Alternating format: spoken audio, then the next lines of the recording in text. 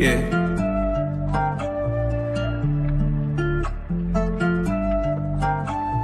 Swooping in just like a hawk, translating on a pick in the park. Yeah, swooping in just like a hawk, translating on a peak in the park. And one baby that's far from a flop. Stay from Marina, we blow up the top. DeAndre 12, he just like a cop. Lockdown D, get it still in the block. Vic got that vision, he passing the rock. Trey put from 30 with 12 on the clock. I hope your best player got really good handles, why? Cause he might get swiped by Daniel's eye. Told him don't leave both get open and wide. Cause he jump away like an ocean, yeah. Jelly on the fat break, scaring down. But you can't leave open garrison.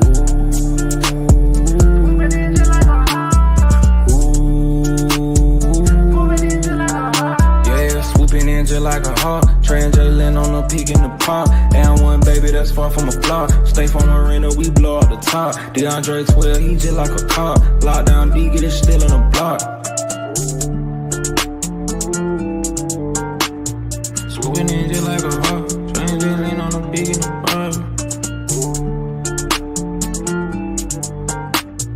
Swooping in just like a hawk, translating on a peak in the park.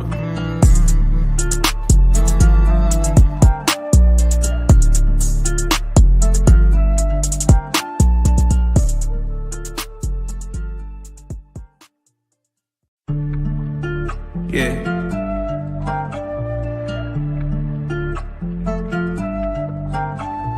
Swooping in just like a hawk, translating on a pick in the park.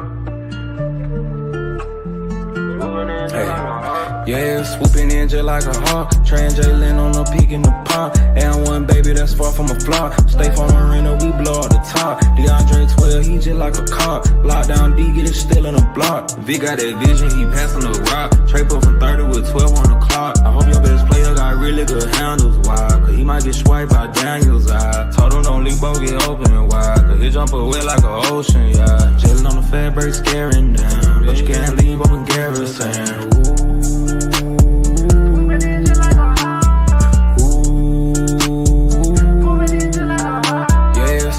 Just like a hawk, translating on a peak in the park. And one baby that's far from a flop. Stay from Marina, we blow up the top. DeAndre 12, he just like a cop. Lockdown D, get it still in the block. Swooping in just like a hawk, translating on a peak in the park. Swooping in just like a hawk, translating on a peak in the park.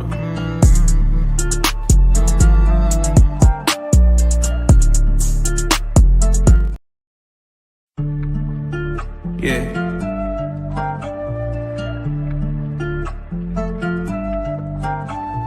Swooping in just like a hawk, translating on a pick in the park.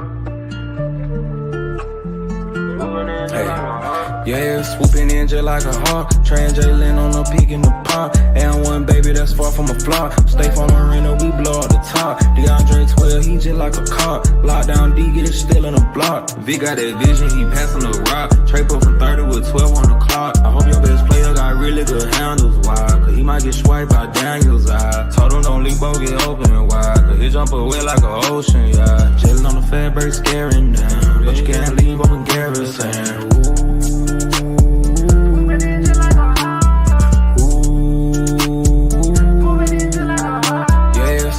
Just like a hawk, translating on a peak in the park. And one baby that's far from a flop. Stay from Marina, we blow up the top. DeAndre 12, he just like a cop. Lockdown D, get it still in the block. Swooping in just like a hawk, translating on a peak in the park. Swooping in just like a hawk, translating on a peak in the park.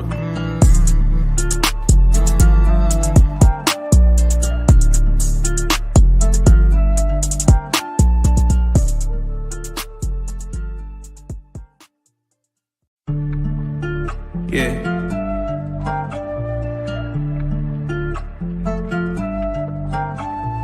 Swooping in just like a hawk, translating on a pick in the park. Yeah, swooping in just like a hawk, translating on a peak in the park. And one baby that's far from a flop. Stay from Marina, we blow up the top. DeAndre 12, he just just like a cop. Lockdown D, get it still in a block. Vic got that vision, he passing the rock. Trade up from 30 with 12 on the clock. I hope your best player got really good handles, why? Cause he might get swiped by Daniel's eye. Told him don't leave, both get open and wide. Cause he jump away like an ocean, yeah. Jailing on the fat break, scaring down. But you can't leave open garrison.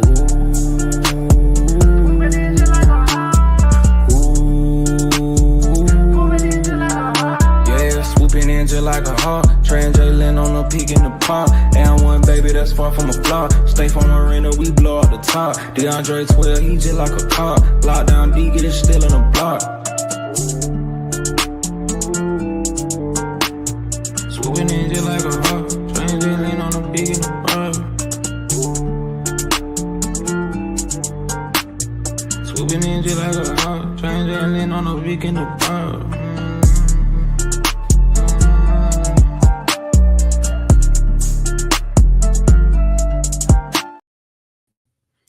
What's good, gang? It's your boy in the building, Demond. We Talk Hawks TV. We Talk Hawks daily. Welcome to All Things Hawks. What's good? That's what this every show we do in the off season, that's what it's gonna be called. All Things Hawks. We talking all things Hawks. But hold on, I gotta hear that one. That's my jam right there. I can't even lie. Every time I play that intro, I mean, y'all can't see me, but I mean, I had to get my boogie on, man. Put it in the rock. Whatever on the clock. That's so hard. That song's so hard, man. That song's so hard. You feel me? My second one is you know, my boy YQ. You know what I'm saying? But yo, what's good? Y'all know what I'm finna do, man. We going back to some old school.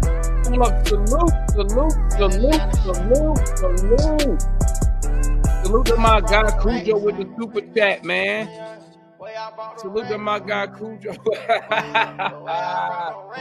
Yeah, you know what I'm about to say, gang. Listen, I'm not gonna take up too much of your time tonight.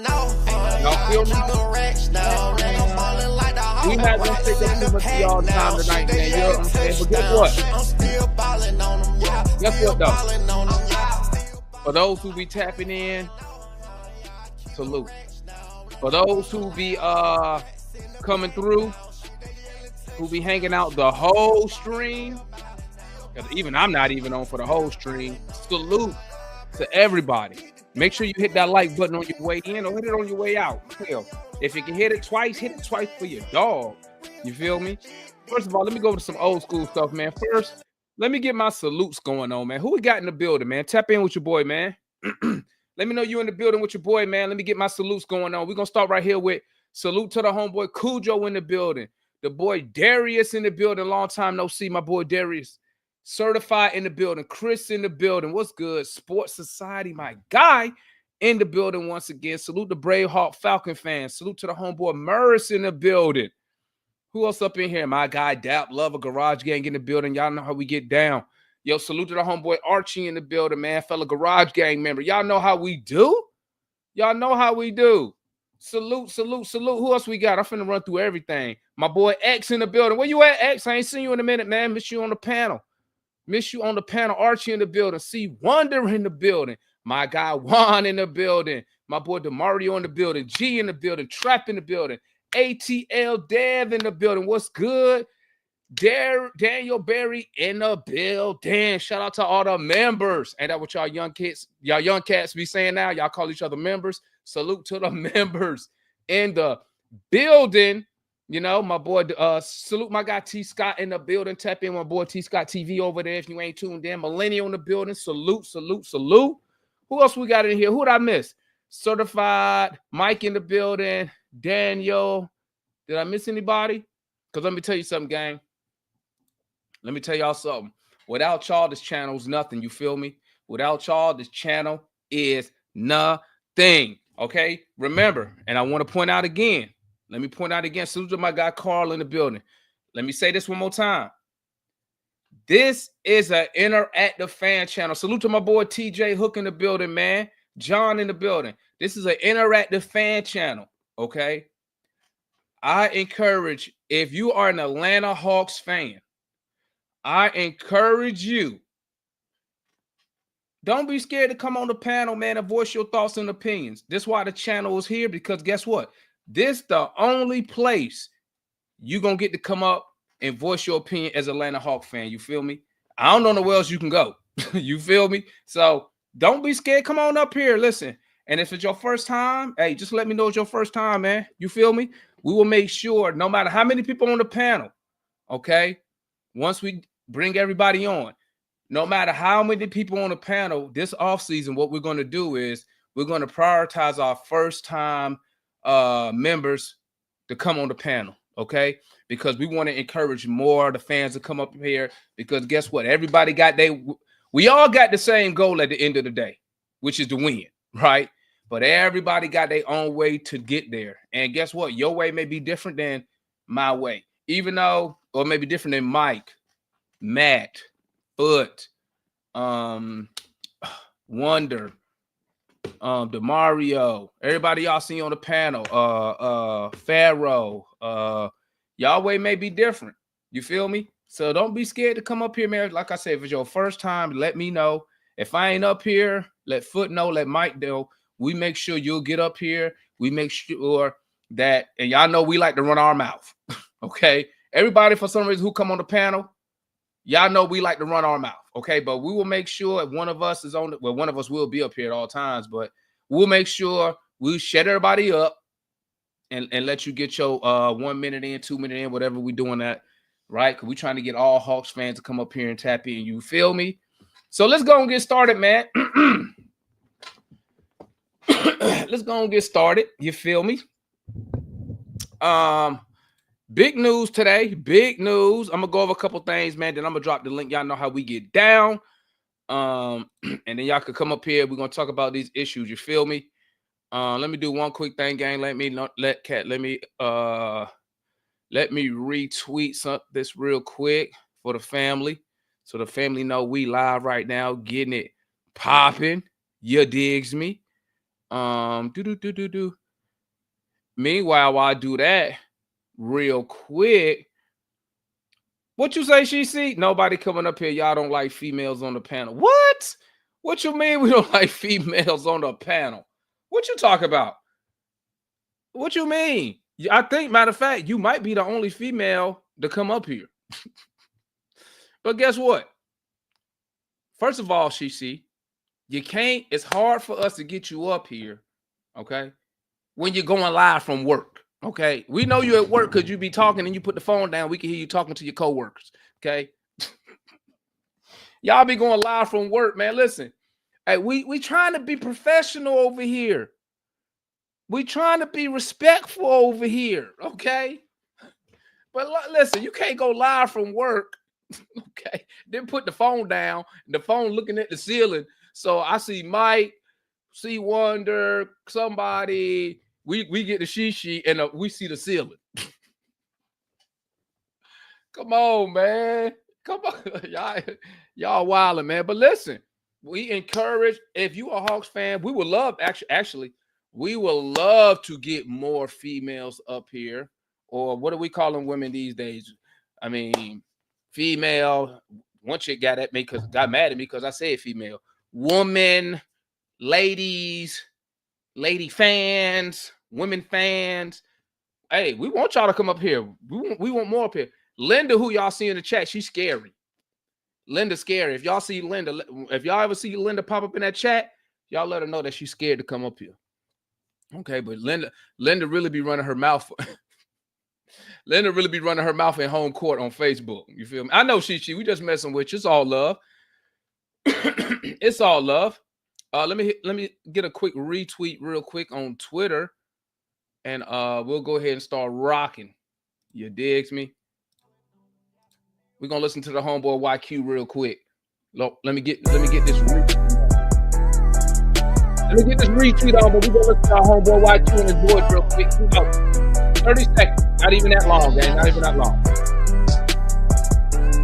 I brought no racks out. Way I brought no racks out.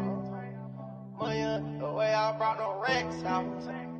When we out on rack, what you want again? Ain't never falling off. I keep no racks now. I'm ballin' like the Hawk. Racks in the pack now. Shit, they yelling touchdown. Shit, I'm still ballin' on them. Yeah, still ballin' on them. Yeah, still ballin' on them. Ain't never falling off. I keep no racks now. I'm ballin' like a Hawk. Racks in the pack now. Shit, they yelling touchdown. Shit, I'm still ballin' on them. Yeah, still ballin' on them. Yeah, still ballin' on them. Did the dash, stand in the bitch. Molly on him, then his ass.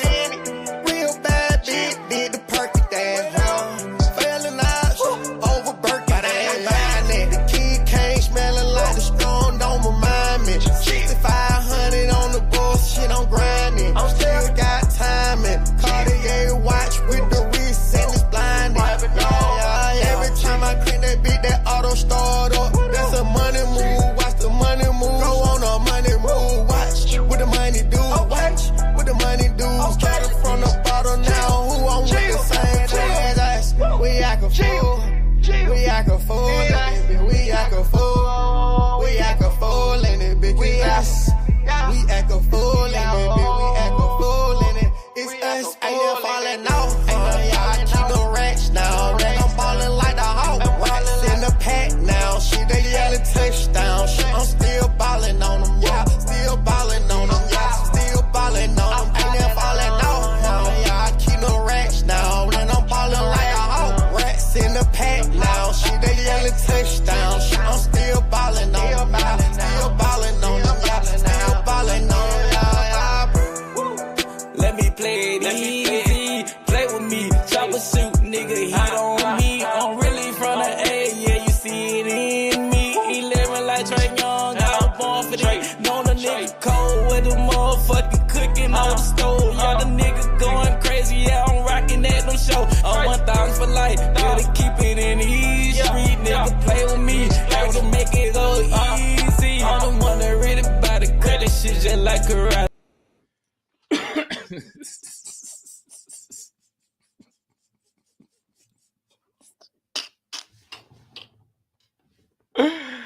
Listen, man. Listen.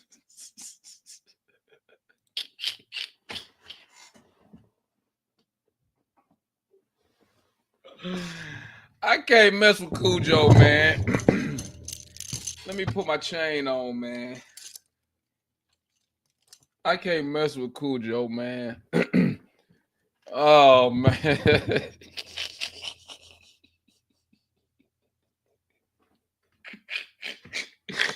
I can't mess with Cujo, man.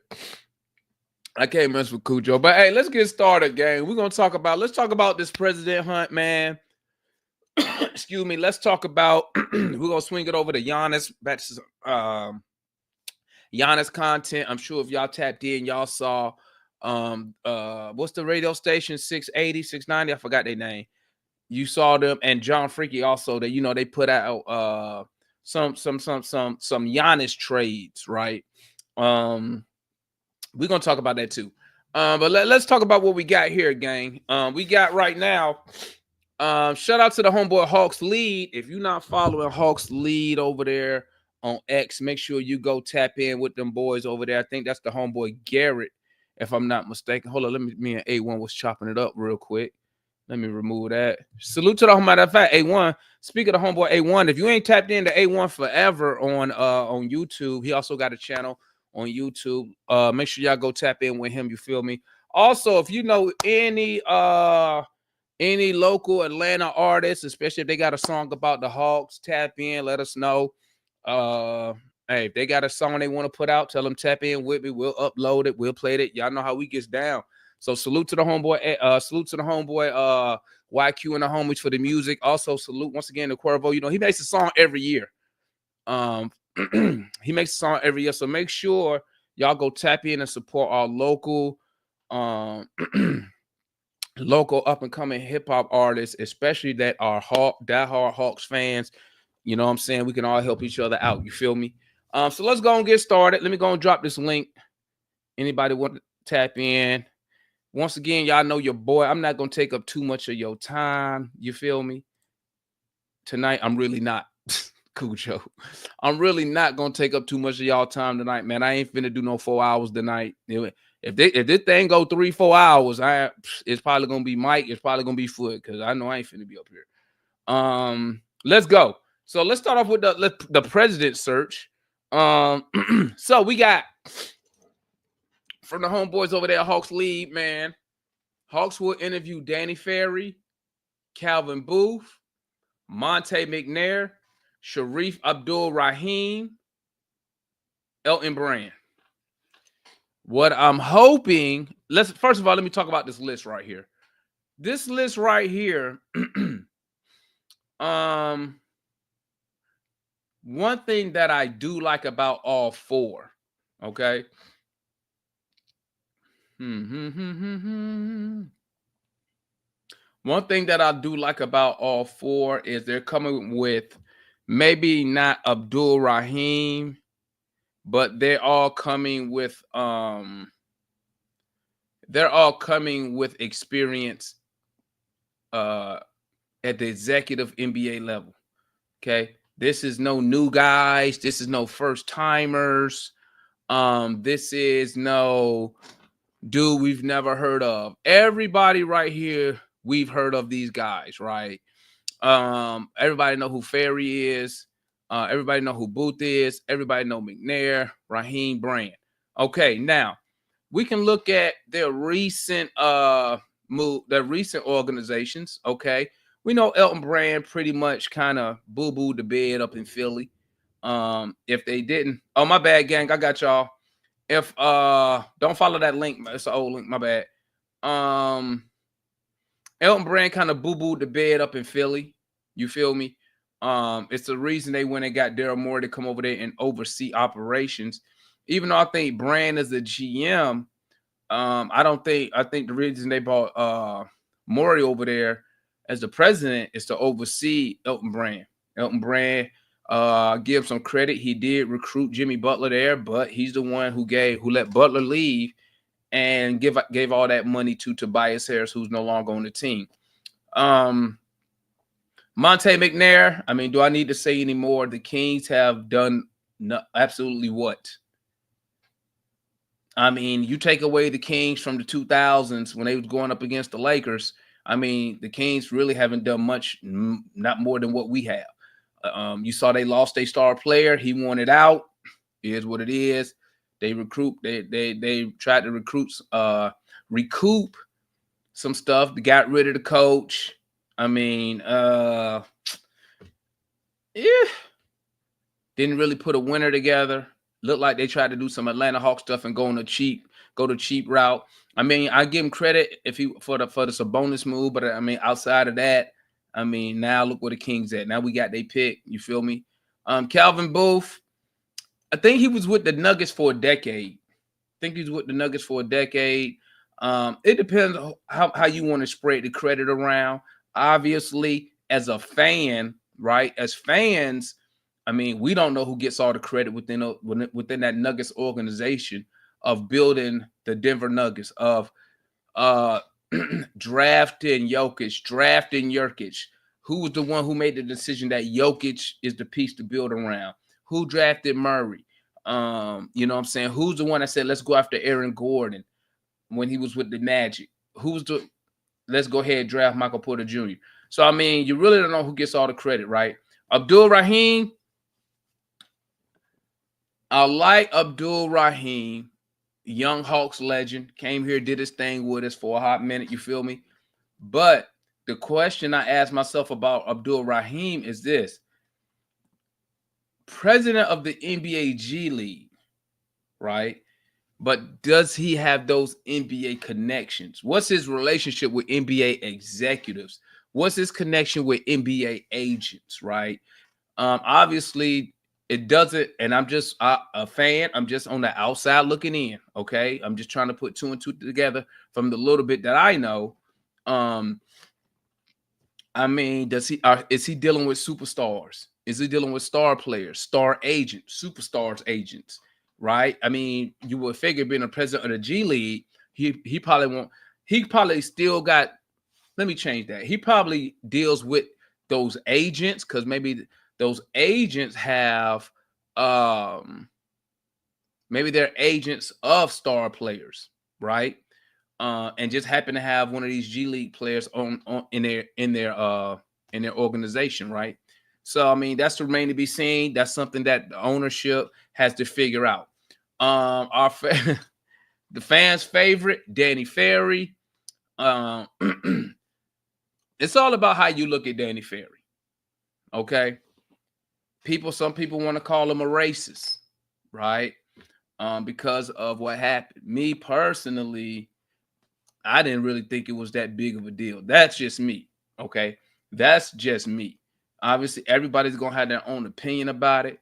Because in my opinion, Danny Ferry, all he did was really just do his job. He read what was on the paper to who? To the owners, right? He didn't come out and say it in public. He wasn't running around telling players that. He was on a phone call with the owners.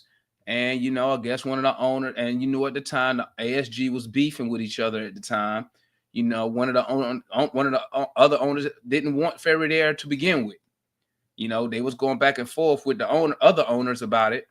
And I guess he just found a way to get him up out of there, right?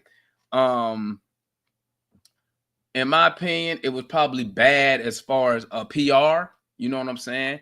Reading that to the owners might be bad PR when that leaks, but I mean, in my opinion, that's a phone call that shouldn't be leaked. If I'm talking to the owner, right? If I'm talking to ownership, why is the owner recording my phone call? Like, I work for you guys. I work for you. Why are you leaking phone calls we're having amongst each other, right? But in my opinion, it's just me. I can't speak for anybody else. Everybody else might feel different from me, but I don't really think it was a big deal. He read the paper. Let me tell you what's crazy, though. You know what the funny thing is? The person who he got that stuff from about Luol Deng, you know he worked for the Hawks, right? You can't make this up, man. The person who actually gave Ferry that information works for the Hawks. It's buddy we got from what's his name? From the Spurs. And route from coming from Cleveland. He was from Cleveland to the Spurs. Oh man. And now he's hired and working for the Hawks. So in some form of capacity as an executive. So I mean, it's crazy, but me personally, if I had to pick out out of this list right here, out that list right there, I'm taking Danny Ferry. I think Danny Ferry was on to something with us. I mean, he's the one who got Coach Bud to come over here and coach for us. He put together a little ragtag. I hate to say it like that, but he put together a roster, right? He put together a roster that, you know, at the time, you got to give Ferry credit. We was kind of transitioning, right? We was kind of transitioning, and he still put together a team that was competitive without him there, right? With limited assets, with limited moves, and they just gelled together. So, and the reason I like Ferry is because Ferry had a vision, he had an idea, and he put the right players with the right coach, right? Got the coach, start putting together players. That's why you have Kyle Korver. That's why you have Paul Millsap. Without Kyle Korver, you don't get Paul Millsap. I mean, I think Ferry did a great job. I thought personally, I thought Danny Ferry was going to be suspended, right? Because I'm not going to lie. When you make even if you just read the comment like that, you read it and it gets out like Atlanta's a majority black. So it just don't look good, you know, because sometimes some people ain't trying to hear none of that shit. They ain't trying to hear your reasoning behind it, even if you had a legit, some people ain't trying to hear it. So I thought it was going to really just suspend them maybe a year and then bring them back. It didn't happen. And then ever since then, it's been downhill, because that's when Tony Ressler, instead of going to get another president, guess what he does? He makes Bud the president. Bud come out here giving out contracts to like Kent Bazemore and you just saw the team just tank. So I mean, I'm pulling for. If I had to choose off that list, I'm taking Danny Ferry. To me, it's a no-brainer.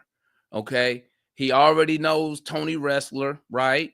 That's who I'm taking. So I mean, when y'all come up here and y'all voice y'all thoughts, it is what it is. Some people may want Booth. I don't think I think we all can agree.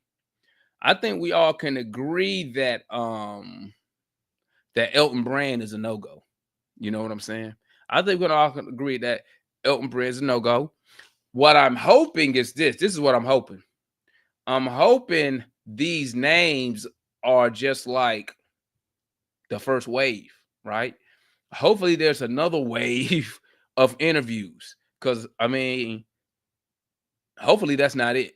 Hopefully they're the first group of people they're going to interview. Because according to the reports, didn't Tony Wrestler hire a firm to go and vet guys? I mean, I would love to know why a guy like Bob Myers doesn't want to come here. Because I've been pushing Bob Myers. I know it's gonna cost you a pretty penny, and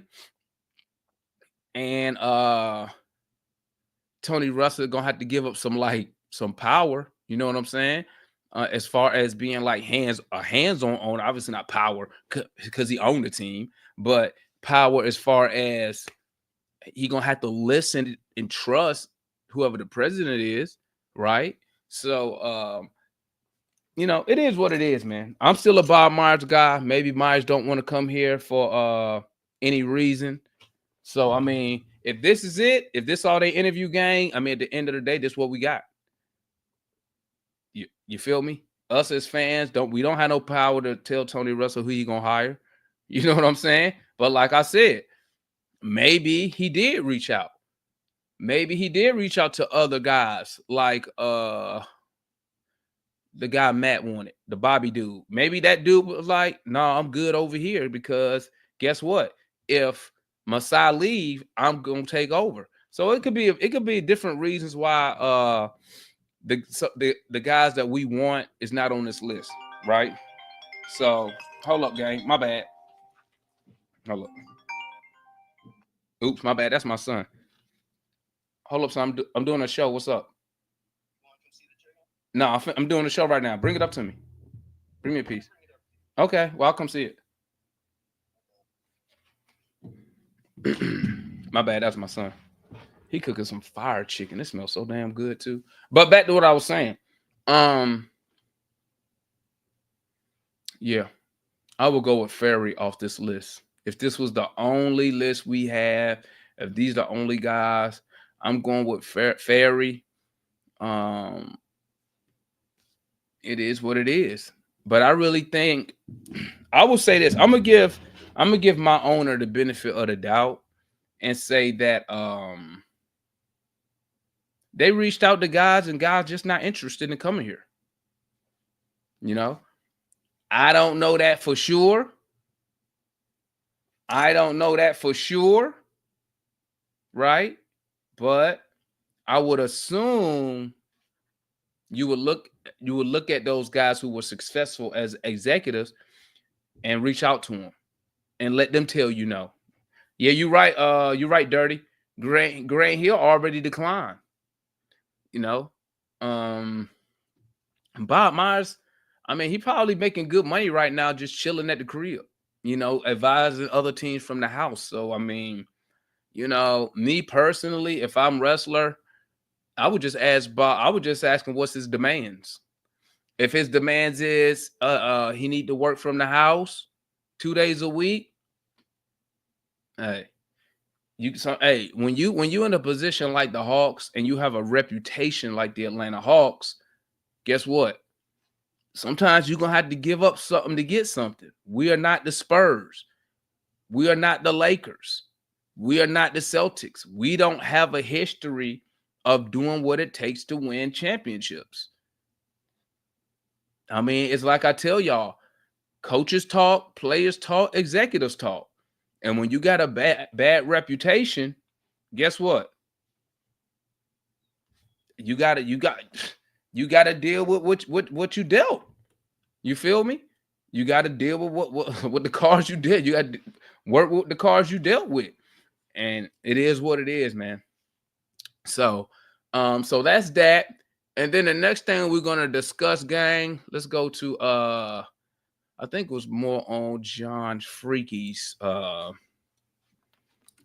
know John Freaky had posted a trade about another Giannis trade, right? Shout out to the homeboy John Freaky over there at 9290 Game, man. I like John Freaky because he's a certified homer. I like Freaky because he be getting, I listen to Freaky on the radio. Freaky be getting mad on the radio, man. Oh, man. Okay, now, here we go. We're going to talk this little Giannis. Then I'm going to drop the link. Then I'll bring y'all up here and we'll discuss it. We'll get other Hawks fans' opinions once again. We're trying to get, Hawks fans. You want to come up here, tap in, come follow the link, cut your camera on. All right. John Freaky came up and said Jalen Johnson or Kangwoo Niang, the 2 number ones this year, and the first round pick in 26, 27, and 29 for Giannis.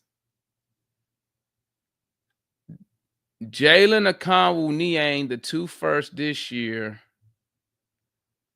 2 first round. So 2, 3, 4, 5. 26 is a pick swap. 27, we don't own 27.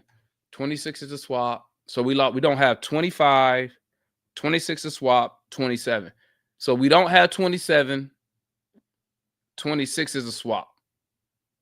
So you give him the 2 first this year, the Sat pick, the Laker pick.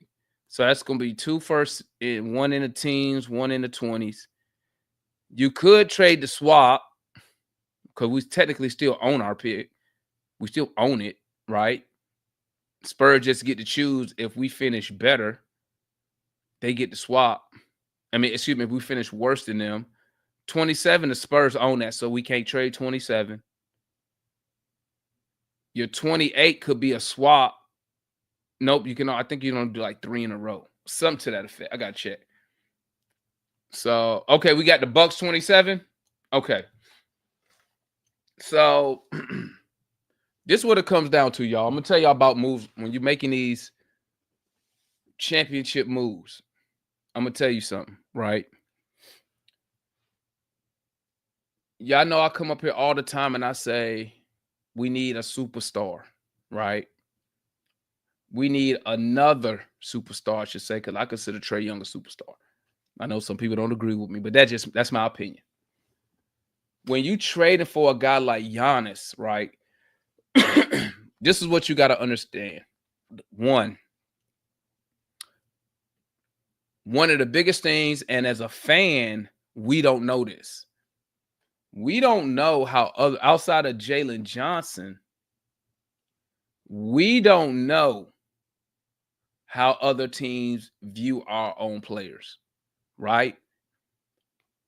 Some people value Okongwu very high, right? Other teams may think he's just a backup. Some people may value Jalen Johnson very high. Other teams may be like, he's a good player, but we don't think he's the value that y'all think he is, right? So, that's the hardest thing when it comes to, unless it's just a straight up superstar for superstar, right? So we don't know how the league really rates Jalen Johnson. We don't know how the league rates Okongwu. You really can get a judge of it if they go like to restricted free agency and you see what teams offer those players, right? But we don't know. That's the hardest thing. Okay, what do we know when trading for a star player? When you making these type of moves, that team that's getting rid of said star player 9 times out of 10 is blowing up their whole whatever they got going. The whole thing getting blown up, right? They starting 0. And what do you want in return when you're starting from 0? You want young players with upside. You want picks. Young players with upside. You know, it really depends on how that other team rates that player, right? So, I mean, me personally, if I'm a Bucks fan, obviously, if I'm a Bucks fan, Jalen Johnson is the person I'm building the deal around. Okay, that's the person I'm gonna build the deal around. Is Jalen Johnson, Milwaukee native, 19-10-5 last year, young player, favorable contract at $30 million for the next 5 years. As a rebuilder organization, that's a piece you can build around right there. That's a piece you can build around right there, right? But now let me tell you something from the Hawks end that you got to keep in mind when we're discussing these moves, right? Remember I come up here.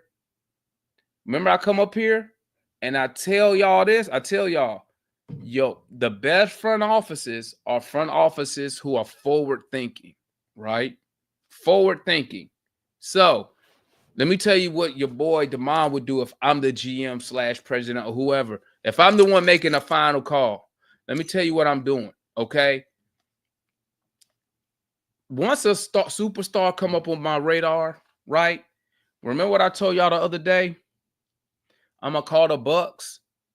And before I get off that phone, at a minimum, when I get off that phone with the Bucks, I'm going to get at least framework for a deal. Okay? At least the framework for the deal.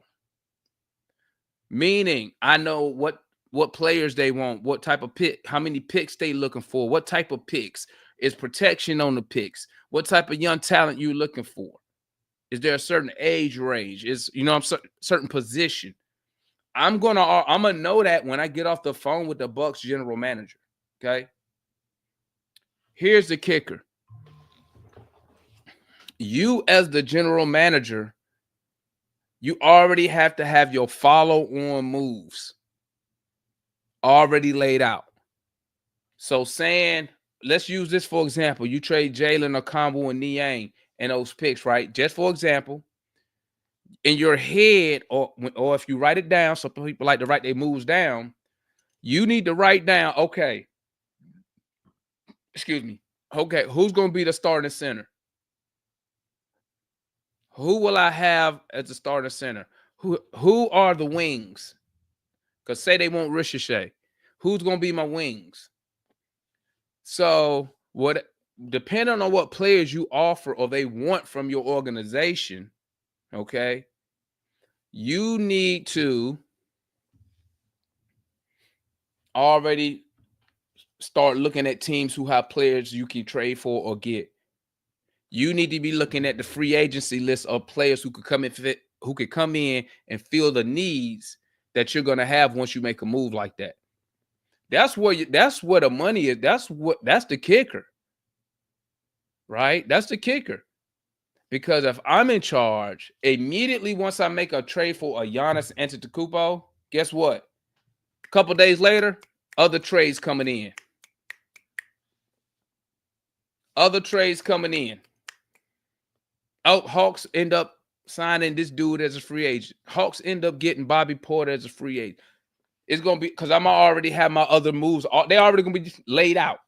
I've already engaged, right? I've already engaged these general managers. My follow-on trades going to be 1 or 2 days later. Here come them follow-on trades. Okay? Because what you don't want to do is you don't want to go into training camp with a bunch of question marks. Okay? Now, you may have a couple, right? As far as, missing maybe a couple of depth pieces. But you don't want to go in to training camp after making a deal like a Giannis saying, well, who's going to be my starting point guard? Who's going to be my starting two? Who's going to be my starting small forward? And stuff like that. You feel me? Because once you make a move for Giannis, okay, or any superstar, a guy at a Giannis level, right? Once you make that move, you are in the win now mode And money should not stop you. The second apron, the first apron should not stop you from competing for a championship. If you on the money side, what I'm telling the owner is this: if you're not ready to spend at least to the second apron, then we might well take this move off the table. Once again, you go to the owner, you tell the owner, if you're not willing to spend up to this second apron, might go over it, right? Then we shouldn't even be engaging a trade like a guy like Giannis Antetokounmpo. We need to be looking at some smaller targets, okay? Looking at some smaller targets. And the homeboy brought up a good point, because I was thinking about that too, Starks. Because the 27 pick is the Bucks pick, right? Thank you, my son. The 27 pick is the Bucks pick that they got when they traded for Drew Holiday out of New Orleans. So here's my last point, then I'm gonna drop the link. Let's speak on what if the Hawks, I can't believe I'm saying this. As much crap I talk, listen. I'm gonna keep it a buck. What if the Hawks decide to run it back? Run back your same, because remember what I was telling y'all. If you come in as the president, right, and you look at the Hawks and you really believe in what you saw in a fully healthy Hawks roster, now you're gonna be minus Bogey, and now you're gonna be minus Hunter. But if you come back and you look at a fully Hawks roster and you say, you know what, this team was gonna win, let's say 45 games. Okay. Let's say this team was gonna win 45 games with a fully roster. I think we could agree on that. Let's say 45 games plus, no, let's go 47 games plus or minus 3 wins, right? So what's that? 44 to 50 wins. Okay. If you think this team is that good, right?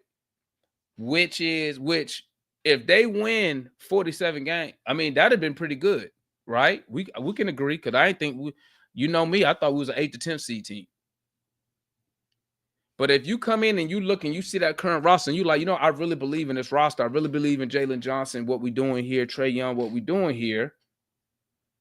Then you could run it back, right? And just address other issues that you saw within the organization. What y'all think about that? I don't think it's too bad, right? It's not too bad, but let me ask you this, fellow Hawks fans. If they run it back, right? How hopeful? Let me say it like this. If they run it back and they address some key issues from free agency through the draft, how confident are you in this team into being a top? Because I would say for me to run it back, if I'm the owner and they want to run it back, what I'm telling my president is this: well, if you're gonna run it back, you need to make sure this is a 50-win team. Not even a 50-win team. I ain't even gonna do that.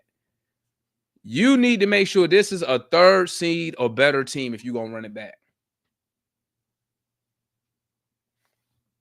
So, and the reason I say that is because you got to make sure you set that standard, that you set that expectations high to make sure the president ain't in there just bullshitting.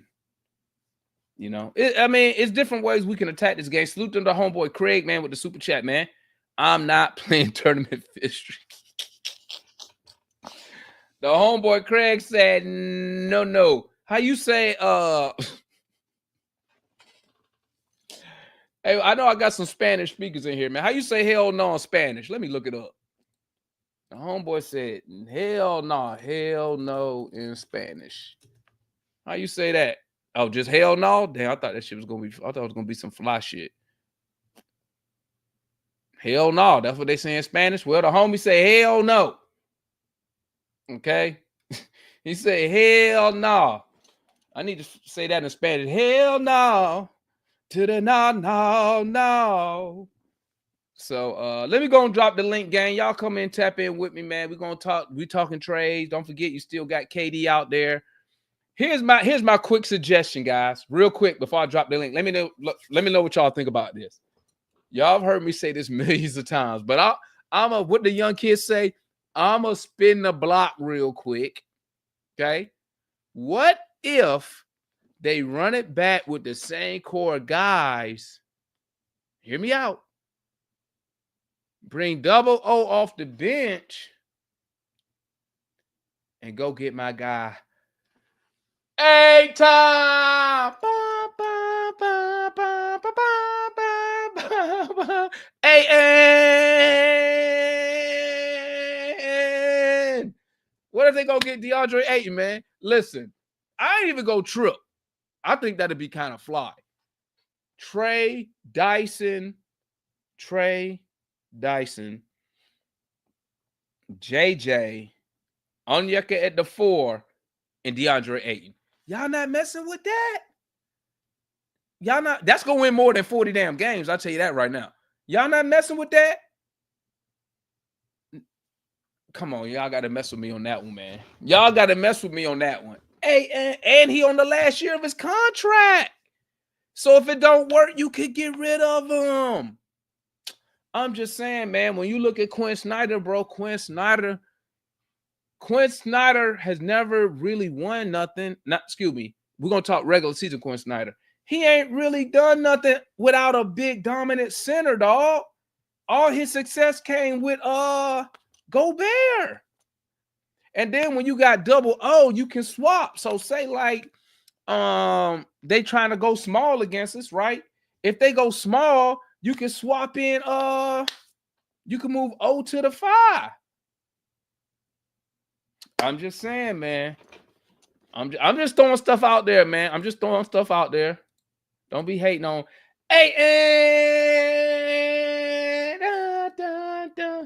Ain't nobody but somebody got to do it. But somebody got to do it. I don't know what Kendrick be saying right there. I just thought that was dope. All right, here go the link, gang. Come tap in with your boy, man. I'm trying to hear y'all thoughts and opinions. Let's go. I'm spamming the link. Y'all know how we do. Make sure your camera is on. You feel me? Dun, dun, dun. But somebody got it. But somebody got to do it. All righty. What we got you? So make sure your camera's on, family. And make sure, please, not have no sound on in the background. Cut your TV off, your radio off, your stereo off. Cut it all off, please, because I hate being like this. When y'all see me like this, that means I'm clicking people's mics because I hear no background. I got to cut it off. All right. All right. Let's bring on the game. We got the homeboy. What's good, C1? Talk to me real quick. Hey, Damon. I'm I'm not, like, if we get Danny Ferry, I'm not really mad at it. Like, what he said, it was out of pocket, but I wouldn't say it's something that I'm, like, going to hold against him. You know, I've heard worse as a black man. I've heard way worse. Yeah. You're right. So for me, it's like, you know, if he comes in, I mean, y'all got to remember, too, is like, he's got connections with the organization. He and Kyle Korver are close. He and Quinn Snyder were teammates on Duke. I just found that out a couple of hours ago. And so he knows what Quinn wants to do. He knows what Kyle wants to do. And the team he created was one of the teams that was really the only Hawks team that got us to an Eastern Conference Finals, except the one we had 4 years ago. So he's behind one of the Eastern Conference Finals appearances. So I'm not mad if Danny comes back. You know, as long as he keeps himself, clear of any hot mics and doesn't say nothing crazy, I'm good with it. All right. But I had a feeling but they go to Ferry. They go to Ferry thing right there. It wasn't a hot mic. It wasn't a hot mic. Not hot mic, but it was really one of the owners because the owners was beefing. It was a setup. And he recorded it, but all Ferry did was read the scouting report. That's all he did from the dude that's currently an executive for the Hawks. Yeah, I don't understand it. I don't understand it at all. See, there it goes. It's right there in you. It's right there for everybody to see. Right there. I don't like. To me, they did him dirty. They did him dirty. They did. They did him dirty. All right, let's see. Let's see what the homeboy John got to say about John. What's your thoughts on the presidents? They had Ferry. They had Calvin Booth from Denver. Abdul Rahim. He president of the G League. You know, he played for the Hawks. And they had I don't know why he interviewing this guy. He had Buddy from the Kings who ain't done nothing since. Oh, I have no opinion about any of them. Okay. None. All right. But listening to Puffy K, who is the TV guy. Make sure I get his title right. I heard Puffy K. He's a chief executive officer at Atlanta Hawks and State Farm Arena. He was on 92.9 today. He said that the president's job is to go to what's his name? Rustler, give me $60 million. Don't ask me no questions. Give me $60 million and sit down over there. I got it. Yeah. That's what Puffy K said now. Yeah, that's the president's job. That's what the president do. Yeah. That's right. That is what the president's job is. Now, my problem right now, I kind of alluded to it 2 shows ago, where we got to arguing about really what does a general manager do at this particular time of year? And he's really doing nothing. All right. So what you should have done, Atlanta Hawks, you should have hired the president first. Hire the president first, because he is the one that's going to make the decision. The general manager in this new management structure is not going to be making decisions. He's going to be scouting talent, evaluating talent with all of the people up under him, and going to the president, and the president is going to make the decision. Okay. Now, once that president makes a decision, he will go to the owner and say, owner, cut me this check. We're going to get this. All right. That's all he's going to do. So this man that you have in the GM spot right now, you should be interviewing him for the president spot. No. Yes, you should. I mean, that look. Listen to me. John, because you make it. Listen to me. He is the interim GM. He is just doing the GM and the president stuff until we get the president, because the work doesn't stop. Somebody has to continue working with the team, working with agents. The scouts got to report to somebody. Also, the president runs the functions at State Farm. He is temporary. From what I have heard, Demond, they say he is there until they come out and say, they said that man is there regardless. They said they have said it. They said that he's going to be the permanent GM. They said he's going to be the permanent GM, Demond.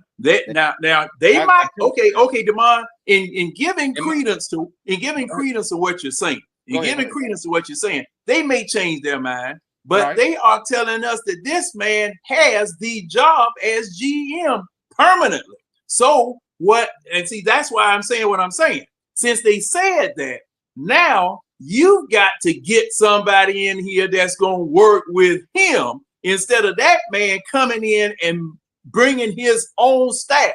Suppose these two can't work together. Okay. Now, see, that's the only reason I'm saying this, Demond, is because of what they said.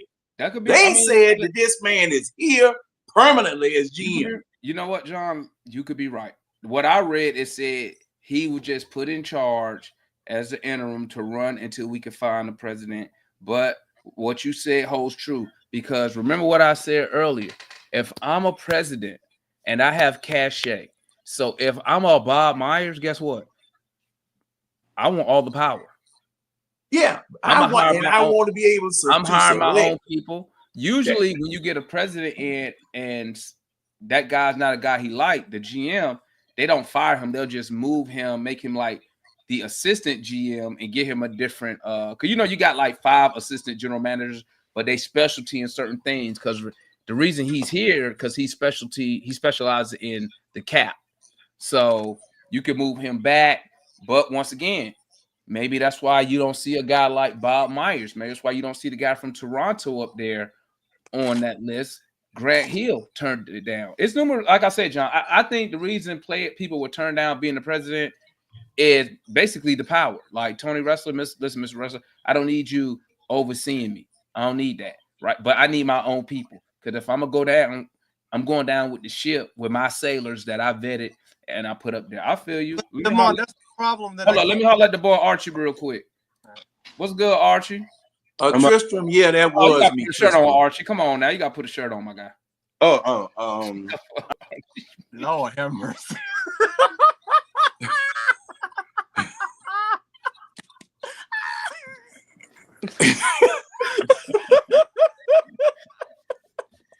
Archie up here on We Talk Hawks After Dark. We Talk Hawks Uncut. I guess we got to. Oh man, we got to put some And Tristram, in case you didn't hear me earlier, yes, that was me on 92.9. Salute to my guy Archie. He remind me of Eddie. Eddie used to always be out here with no shirts on, man. Eddie crazy. Lord. But what's good, Solution? Thoughts on the president, man? What you got? What's going on your mind over there? I just kind of just started reading up on. I was looking at some of the moves that they made. I mean, what's the one dude? What's his name from Sacramento? Monte McNair. Yeah.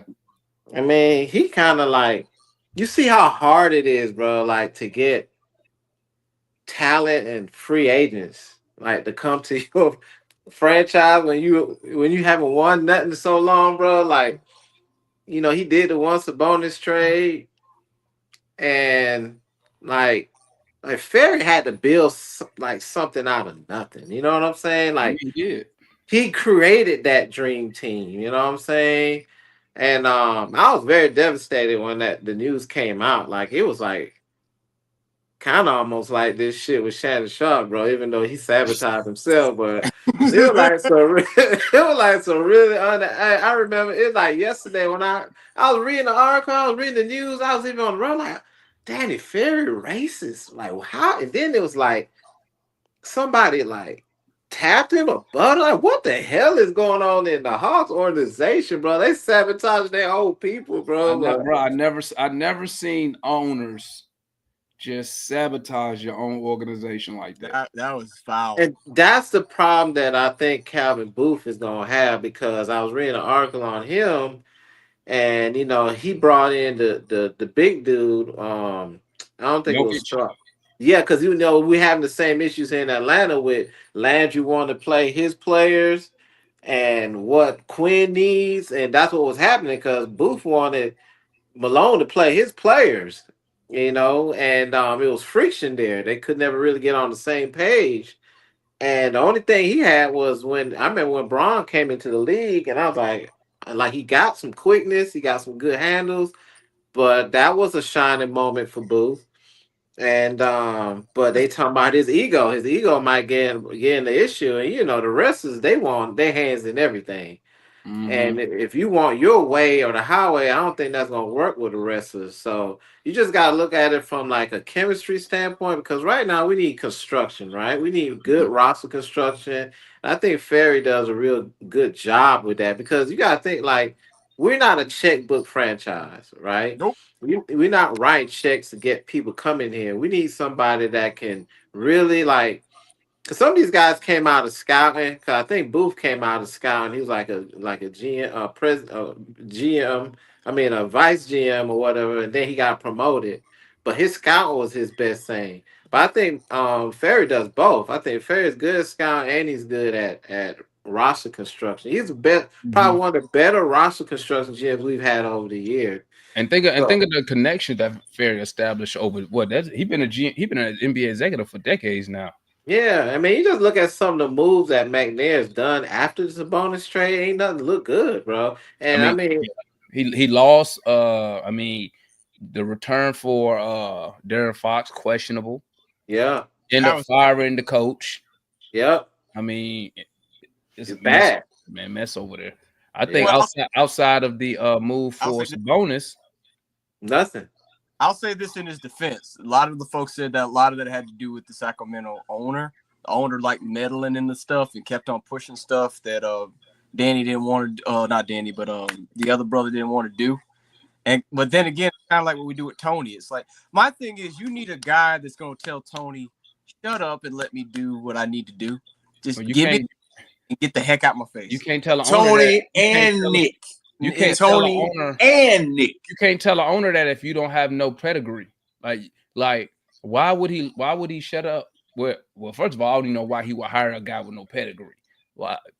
That's what I'm saying. You need a guy with pedigree that says, "Hey," because Tony, like I said, it's different.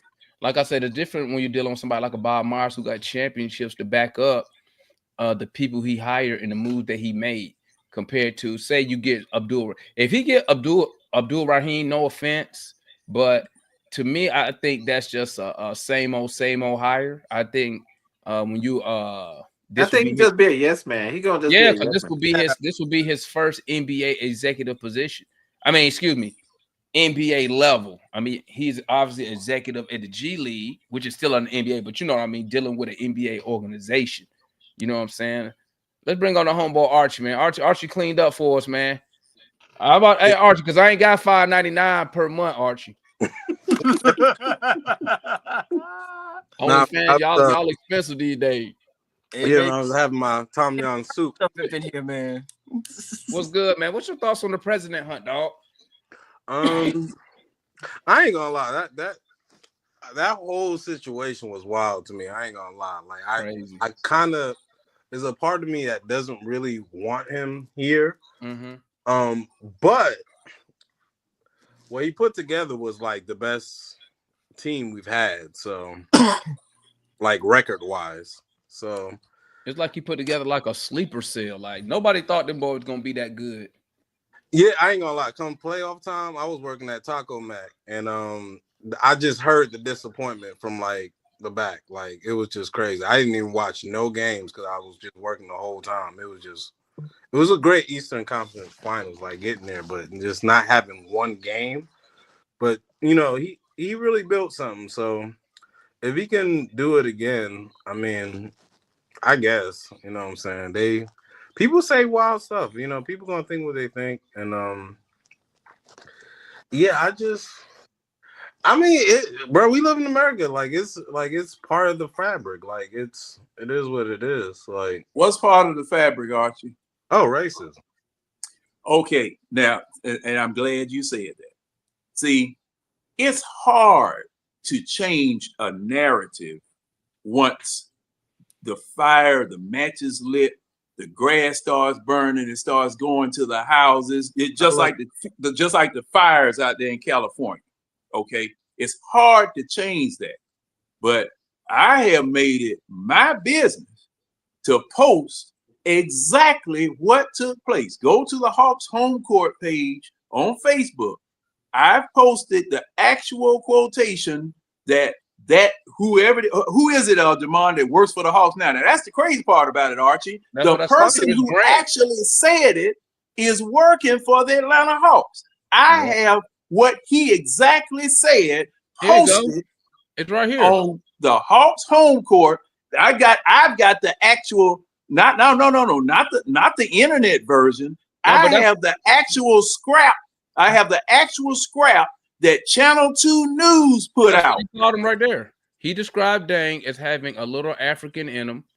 And now, and the thing is, Demond, on this right here, people will say, well, that's AI. That's what the internet said. That's what everybody else said. No, I have the actual scrap that WSB Channel 2 put out to the media, because it was a 3-page report from various sources that were saying the same thing. Now, and all Danny Ferry did was read verbatim or summarize, but it's right there. Now, you're going to blame Danny Ferry for quoting something that someone else said instead of the person who actually said it. And then hire the person who actually said it. And then hire the man. Then hire the same man. Hire the racist. And the crazy part about it, Demond, Giron, the one who was trying to jack Danny Ferry up, who couldn't stand him, he said something even worse out of his own pie hole about racism. About why we can't get more white people down there at the arena. Yeah, he was talking about why we couldn't get basically what he was saying was like, it was, I mean, the Atlanta Spirit Group. Garen was like, he was like, we can't get, we don't get that many. Yeah. I think that's what it was. He was talking about moving to Marietta or Smart. Well, because he said we can't get more white season ticket holders. Because he was like, how come he said, how come like all the halftime shows always like rap and black artists? He said, this is what he was trying to say. This is what he was trying to say. Basically, what he was doing was looking at the numbers, right? When you look at season ticket holders, that's what they make a lot of money at. We know when professional sports, a majority of your season ticket holders are white. Okay, that's a no-brainer.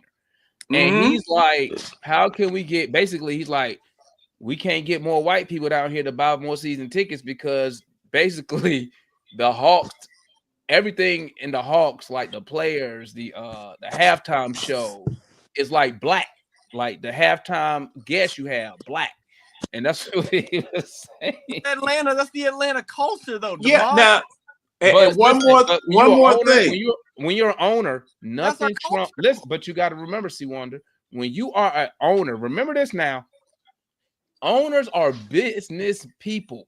They don't care about the other stuff, culture. They always looking at ways to make more money. And that stood out to him. Now, what he said, how he said it sounded crazy, right? It sounded crazy. But when you're trying to sell season tickets, we know a majority of people who buy season tickets in professional sports are white. I mean, that's a fact, right? That's some stuff you keep to yourself, though. You don't tell nobody that, right? And one more thing I want to say about Danny Ferry. Go ahead. The league investigated this situation, and Adam Silver did not suspend Danny Ferry about this. Exactly. Now, he could have, just like he did. Well, who was that owner down there in San Diego, the Clippers, that was talking all that old crazy stuff? The owner, Donald Sterling. Donald Sterling. Okay. Owner, yeah. The owner. I remember he was talking about Magic Johnson. Why you don't have no white boyfriend or some kind of crazy mess? He was telling all that to his girlfriend and his girlfriend. Telling it to his girlfriend. Now, that was enough to get him run out of the league. He had to sell his team. Okay. His stuff was strictly race. It was racist. It was, I mean, he was racing. He was racing. Yeah. I mean, wide open foot to the floor racing. Mario Kart racing. Okay. They made a TV show about it. Yeah, he told her something like, why you always hang around the black people? Something. Yeah. It was, yeah. It was like, why you wild? He was out of control. Now, the situation with Danny Ferry, when the NBA investigated it, Adam Silver said, no, I can't suspend this man on this because he was doing his job reading from this report that was compiled by other people as a dossier on Luol Deng. Okay. So the Atlanta Hawks bent over and suspended him. That's what they did. The Atlanta Hawks just bent over to community pressure because everybody had this false narrative in their head that Danny Ferry had come up with this stuff himself. But John, even with that, I remember on the report, Stephen A. Smith and Skip Bayless on First Take that morning. I remember that they said that I think one of the mayors and one of the black leaders of the civil rights said that they were totally fine with Danny Ferry coming back and being the GM. Sure were. Yes, they were. They said that he ain't racist. They met the man. They talked with him. They said that he ain't racist. Even LeBron vouched for him and said he ain't a racist dude. Because Danny Ferry was working with the GM in Cleveland, or was the GM in Cleveland with LeBron and all them. A lot of black dudes. Oh, he played there. No one said anything about him saying anything racist back then in Cleveland. So I mean, it was crazy. Yeah, but you got to remember though. You have to remember, public pressure. You did have some groups out of Atlanta trying to put pressure on the Hawks. To do something about it. Yeah. So once again, that's where the business side come in. One thing about owners, If you want owners to make a move, you affect their bottom line. Once you affect their bottom line, they'll take action, right? If nobody came out, what I thought was going to happen, I thought, because if remember, at first he just suspended him.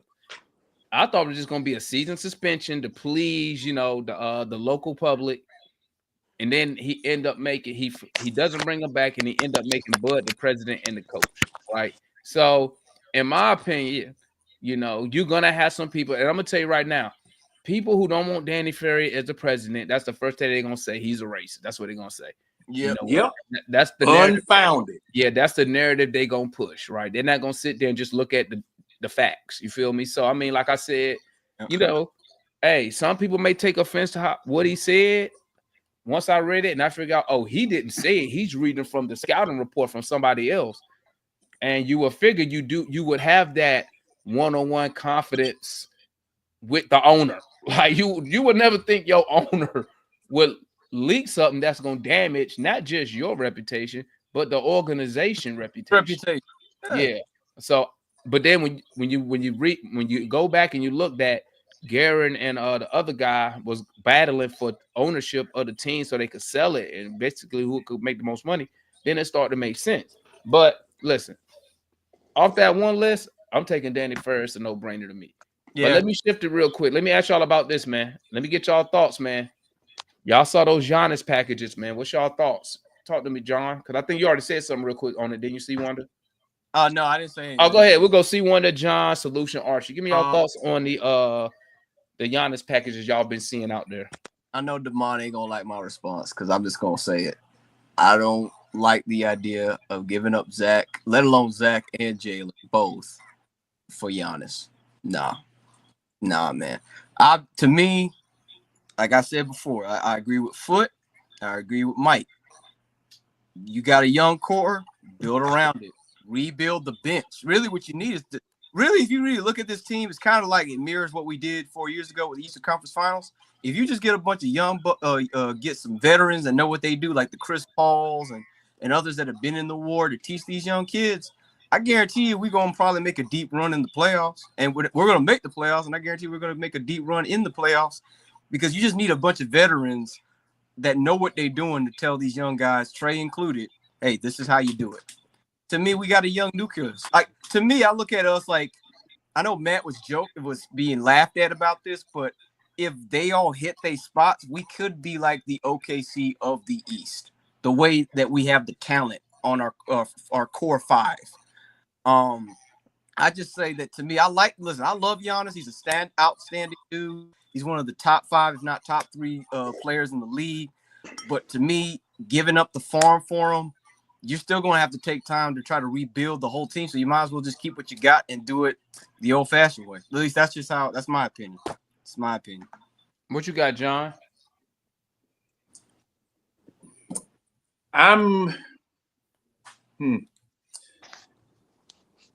dependent upon, and see, there's no way to predict when you're going to win a championship. What it is that you put together is going to work in building a championship, because you've had stacked teams before, and they fell flat on their faces. I'm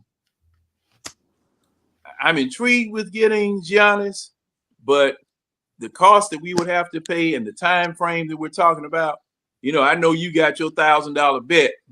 That I think you still got your $1,000 bet. And I'm still trying to remember the conditions of the bet. But the thing is, with me, you still can't predict it. You still can't predict it. Nope. And since you can't, I'm just at a loss. Well, let me see if this helps you pick a side, John. You're correct. We can't predict it, right? And there will need to be a bunch of follow-on moves. But here's the thing I got for you. I could show you 25 years where we never made a move like that. I could show you 25 years where somebody in this organization and the fan base was like, hey, let's continue to build around this guy. Let's continue to build around Sheldon Williams. Let's continue to let's draft AC Law. Let's draft Josh. Let's build around Josh Smith. We got I can give you 25 years of where the Hawks were supposed to be developing and building. Does that sway? But let me give you this other part. The other part is this. I mean, Giannis has won a championship. Giannis is a 2-time MVP, first team All NBA by I think 4 times. Will that help you sway your defensive player of the year? You forgot. Yeah, that. defensive player of the year. Will that help you any? Same time MVP. Sorry, I just had to throw well, no, it won't because we've made moves like that before. When? We got Moses Malone. Moses Malone was not in his prime when we got him. But Moses Malone. Yeah, well, okay, you're talking about prime. Giannis is in a prime. Okay, right what about getting Dikembe Mutombo and having a Dominique Wilkins here and killing the NBA on both sides of the street? I'll give you Mutombo. You know, we were killing both sides of the street, but the imbeciles in the front office killed the dream. But what I said, John, was I said the last 25 years. Yeah, I know. I know you said the 25 years. I didn't want you to go back into the 90s. I know you didn't. Yeah. but the team, John, the team has done it before. Let me say it like this, John. The last quarter of a century, we've never done nothing like that. Oh yeah, you're absolutely right. You're absolutely right. In the last quarter of a century, we haven't. But it's not like the Hawks hadn't done it before. Period. So that's why. And see, the thing is that I'm looking at history. Period. Mm-hmm. I'm looking at history. Period. And there are. I'm trying to think of what team it was in the NBA that did the same thing, stacked their team beyond stacking their doggone team, and still did not. They got to the finals, but they didn't win. And my bottom line is winning the Larry O'Brien Trophy. That's my bottom line for success. Right. I agree with you. What's good, Archie? Thoughts on the Giannis move? Or any trades, any trade that you've seen? Thoughts on them about going after Giannis? Me personally, I would probably try to get JJ, George Niang and Terrence Mann out of here, to be honest. I ain't gonna hold you. Well, that'll match the money easy. Yeah. I gotta keep a Kongwu though. You know what I'm saying? That 3, he was really hunting the 3, and I don't know. The way he was doing it, it was just he was really hunting it. It wasn't just okay, I gotta take this low shot clock. It was just yo, I'm pulling this, because he used to only just pull it from the corners, but now he started pulling it on top of the break. So I think that plus Giannis and Trae Young, because the pick and roll with Giannis and Trae Young would be insane. Because John Collins and Trae Young used to eat, but this would be bro, this would be it would be so hard to defend. And if we keep Zach, I really think that you'll get another year. So that's the package I'll send, and some draft picks type shit. But I gotta keep a Kongwu, I gotta keep Dyson, and I gotta keep Ricochet. But let me ask you that. Don't even worry about the players. Are you for going after Giannis? If it means gutting your team? That's not gutting. What I just described ain't gutting. Okay, so if those players are involved, you're with it. If they say we want double O instead, is that a deal breaker? I ain't gonna lie. That's kind of tough. You gonna have to what's up with Bobby Portis at that time? You know what I'm saying? You gotta look at his money, because once they trade, if they put Giannis up for a trade, the Bucks are blowing it all up. They don't want Bobby Portis there. They want young dudes. So Bobby Portis will be made available, but you got to match that money. Then is he starting? If he's starting, where you gonna play him at? Yeah, I'll try to well, if I gotta get rid of Steven Adams wouldn't work. But if we don't trade for Giannis, getting Steven Adams would be ideal. You know what I'm saying? And remember, that's why I said. Remember what I said. I don't know if you caught me at the beginning. What I said was, when you make a move for Giannis, a smart front office already gonna have those moves already laid out. They already know the targets. They've already engaged to see if those players are at least available for trade. Because your trade, once you trade for Giannis, your next couple trades should be back to back. Next couple days, they got Steven Adams. Next couple days, they got this guy. Next couple, it should be back to back. Because you're not going into you're not going into training camp with major questions. You may go in there talking about, you got a couple questions about some depth pieces, but you're not going in there about starters. You're not going in there about minutes. You know what I'm saying? So, hey, somebody got some noise on, man. You got to cut it off. I'm good. I made sure myself. I just want to say real quick. Hold on, we already went to you. Hold on, let's go to solution, then we'll come back to you. C1. I'm sorry, I forgot. Go ahead. Solution. Thoughts on Giannis trade? You in? You out? What you giving up? What's your deal breakers? One thing we gotta understand after like seeing this season, like how many times were we on TV? Like we're not primetime basketball, and we got some of the most loyal fans for a mid product. One thing that Giannis brings is star power, and he brings a lot of attention to the city. We're gonna get more TV time. We're gonna be on TNT more. Trey gonna get more. Trey's gonna get a lot more focus now because now he's got a proven playmaker with him.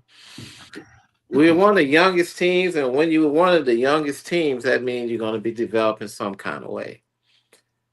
That kind of goes out the window. The whole spectrum of getting Giannis here and that whole development mindset, you're not thinking about developing no more. You're thinking about being a top 3 team in the East. The identity, we don't have identity right now. We don't have a culture. It makes it hard on a coach to coach young players when you don't. You got a proven MVP to come in your locker room. We haven't had that since probably Dominique. You got to really start thinking about not only his contract, but it's a solid contract that comes with a lot of credibility, right? So not only he gives the wrestlers a big ticket, your season ticket people, who's not gonna want to see Giannis playing Atlanta with Trey? Oh, I'm coming down there. I'm there. You know what I'm saying? Now I'm gonna switch off, and this might be kind of harsh, but you got to give up something to get something. And I feel like Dub's old stock raised by, that might be why they let. You gotta think, man. That might be why they let Double O play. Because maybe they was trying to increase his stock in case we do need to move him. Because we know we finna get off the books with Capella. Because I still don't know why the hell we put that motherfucker in the lineup when we was winning with Capella. Crazy. So maybe they knew they were going to salary dump. And then maybe they say, you know what? We got to change something going on. Because they knew that shit Landry did wasn't fucking going nowhere. Because our defense got worse when we got fucking Niang. And I mean, we got a front court that's already decimated. We got to bring in a Muhammad Gay that's still developing, great player. But I'm looking at this guy Carter Bryant, and I was looking at the NBA mock draft, and this guy's looking like JJ out there, bro. I'm saying though, you know what I'm saying? So I'm official. My point. I'm saying, man, I love JJ, but you got it. He can't stay on the court, bro. He can't. He's not Teflon right now, and he got a contract. And when you get a contract like that, you gotta be able to find some way to stay on the court, bro. So I'm like, package up Double O and JJ, bring him in here. You still got a young team around someone that you've been trying to find someone to play with Trey for years, and you still got the most improved player. You still got Kobe if you want to continue to invest in Kobe. You got potentially you got 2 first-round draft picks where you can get another wing and maybe another backup center. And you got all the experience with Gay, and we got that little Russian dude. So, man, what are you waiting for? All right. Hey, what are you waiting for? Let me ask you this, C. Wonder. Yes, sir. Would you be upset if the Atlanta Hawks made no move for a superstar. So no KD, no Zion, no Giannis, but decided to use resources to draft. So using this year picks to draft and using using cap space to address maybe depth on the bench. Would you be content with that if the Hawks decide to go that route? It would depend on who they drafted and on who they got. They got like Chris Paul. They got who's the brother that I was thinking about? Like Steven Adams, like Archie said, people like that have been in the trenches, and then drafted like Carter Bryant and those guys. Then no, I wouldn't be, and I honestly can say that I would be fine with that because I like our core. And the other thing that I wanted to say too is like, it's not really realistic that we're going to get Giannis because we're going to have to outbid Houston, we're going to have to outbid San Antonio, and potentially we're going to have to outbid OKC, and they have way more better assets than we. Yeah, but you don't know if they want to take on a Giannis. That's the thing. I think so. They say the Spurs are. They said they interested. I mean, think about it. But You remember, if you're the Bucks, you're not taking just anybody from these teams just because they had assets. Remember, it's always going to be that one key young player they want that they're going to try to build around. You honestly think they don't want to give up Stephen Castle? You don't think the Spurs will give up Stephen Castle for Giannis? No, what I'm telling you is why would the Bucks want to package around Stephen Castle, who shoots 20-some% from three, who's really unproven? Here, Damon. He's what? The of the what year. Does that mean? Where's your last 5 rookie of the years at? Where's your last 10 rookie of the years? That don't really mean nothing, man. That don't really mean nothing because guess what? I don't know, man. Castle, you listen. What happens is when you go somewhere like the Bucks, when they blow it up, guess what? Whoever that person they're gonna build around, you become the main target of the other team. So now the defense is focused on you. So I don't think a team really out there, as far as one young player, has a player that's better than Jalen Johnson right now. Jalen Johnson gave you 19. He gave you a double-double, and he's from Wisconsin. The only thing with the Hawks is this: you might not have the draft assets that other teams have. Go ahead. Jabari Smith, Reed Shepard, unproven. Jabari Smith, unproven. Even though he a third overall pick, his numbers, he's nowhere close to Jalen Johnson. Reed Shepard can't even get into the lineup. Why would I build a package around a guy on the bench? Because he's the third over. First of all, if you look at this, is how I look at it as the Bucks. If I was the GM, I want as many young guys as I can that are high. Plus, Reed Shepard is a lottery pick. The only reason that don't mean nothing. You didn't pick him.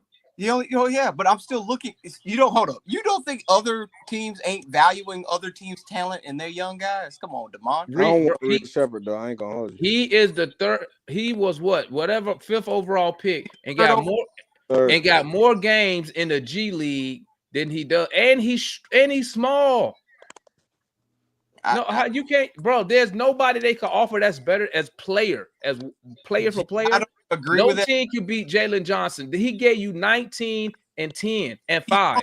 Injury risk, injury prone. We're not talking about that. We talk about the talent because guess what? C Wonder. Guess what?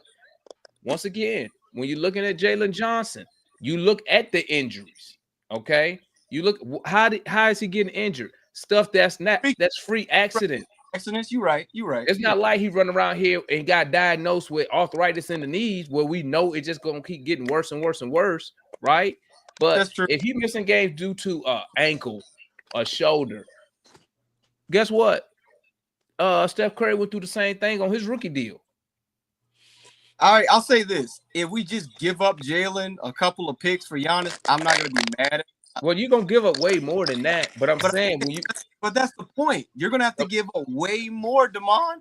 Like it's not just Jalen. It's not gonna be enough. No, what I'm saying is this. No, what I was saying was no team. Maybe the Magic could beat you player for player as far as Jalen Johnson versus Franz Wagner. Because he's a good player. Okay, He just can't shoot the three. Jalen Johnson limited on the three also. So I mean, when you're looking at player for player, Okay, the best player will be Jalen Johnson. No one can beat that. No one can give you a player better than Jalen Johnson right now. I'll concede that. Now, I will tell you this: Houston and Orlando could beat us in when we start talking about multiple players. Yeah, now you come Jabari, they got other young talent. That's when you throw it into Reed Shepherd, because now you're just looking at Jabari and Reed Shepherd, you're just looking at potential right there. Mm-hmm. Jalen Johnson showed you he give you 19 and 10 at the NBA level consistently till he got hurt. You feel me? So I mean, other teams can beat us as far as the overall package, but if I'm the Bucks, I'm definitely looking at Jalen Johnson. I'm engaging the Hawks, and I'm asking them, hey, Jalen Johnson, and I'm look down your roster, see what else I can get. But I mean, the Nets might be able to beat you. Let me see. I don't think they got picks. I don't think they got nobody. Cam Johnson, but I don't think he's better than Jalen. They got a lot of picks though. They got a whole lot of picks. Yeah, and then they got Cam Thomas. They could throw in Cam Thomas. They could throw in Cam Johnson. Who else they said was engaged in Giannis? I think OKC. But my thing, here's OKC. Going back, you think they could probably beat us? You think Chet Holmgren or Jay Williams or they're not giving up Chet? Chet ain't going nowhere, bro. Heck no. Chet and Jay Will ain't going nowhere. No. Now I could see them. I could see maybe Jay Will. But he better than Chet right now, though. I mean, Jalen Williams. If you're OKC, why would you break that up? That's what I'm saying. I don't think OKC need Giannis. Yeah, you just ran to the West. OKC don't even need Giannis, bro. Yeah, they don't even need him. They don't need him. They really don't. They got Hartenstein, they got Jay Will and Chet, bro. They sick. They might consider it if they get beat in the second round. They might consider it. I don't think they losing no second round. Yeah, I'm just saying hypothetically. I'm not saying when you win that many games, that means you beat everybody multiple times. It ain't like it ain't like you got lucky and beat one of the best teams in the league once. Say something too. I wanted to talk to Matt. I really wanted to say it. Aren't you the dude that said that we would match up perfectly against Cleveland? And you saw what Miami went through. I wanted to talk to Matt on that. Well, but see now that's good. That's a good segue. See, Wonder, because guess what? Now you can sit there and say, okay, if you the president coming in and you looking at the roster, now normally when you're looking at how to build a team, you looking at the best teams in your conference, because those are teams you got to beat to get anywhere. Right? So you can look at the Hawks come in and say, you know what? I got this money. I got a couple picks. Does Giannis make me beat these teams? Or could I beat the Celtics or the Cavs just by adding to what I have, whether it's a starter or bench player? I think we're one good center away, personally speaking. I like Okongwu, but he's just too dang small. I'm like Solution. If we can find a guy that can do what he does, but brings defensive, somebody who's 7 foot or at least 6'11", I'm open for it. Like somebody like if we could get Ace Newell or like somebody like that, or some dude like heck, even the Miles Turner, somebody like that that can like shoot the three, block shots, rebound pretty decently, set good picks. I think we'll be fine. But like I said, until then, I'll keep a Congo. But back to what you were saying, like we have to look. Like you got to look at Boston. You got to look at Cleveland. The other thing you got to understand too is depth. It's depth. It's just straight depth. Like most of the championship guys, they have incredible depth from top to bottom.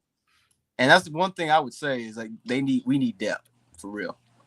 Well, I mean, when we got rid of Schlink, that's where everything fell off, because I mean, you look at Golden State right now, where they got Post, they still got Looney, like they do believe in size and athleticism, and they got Draymond.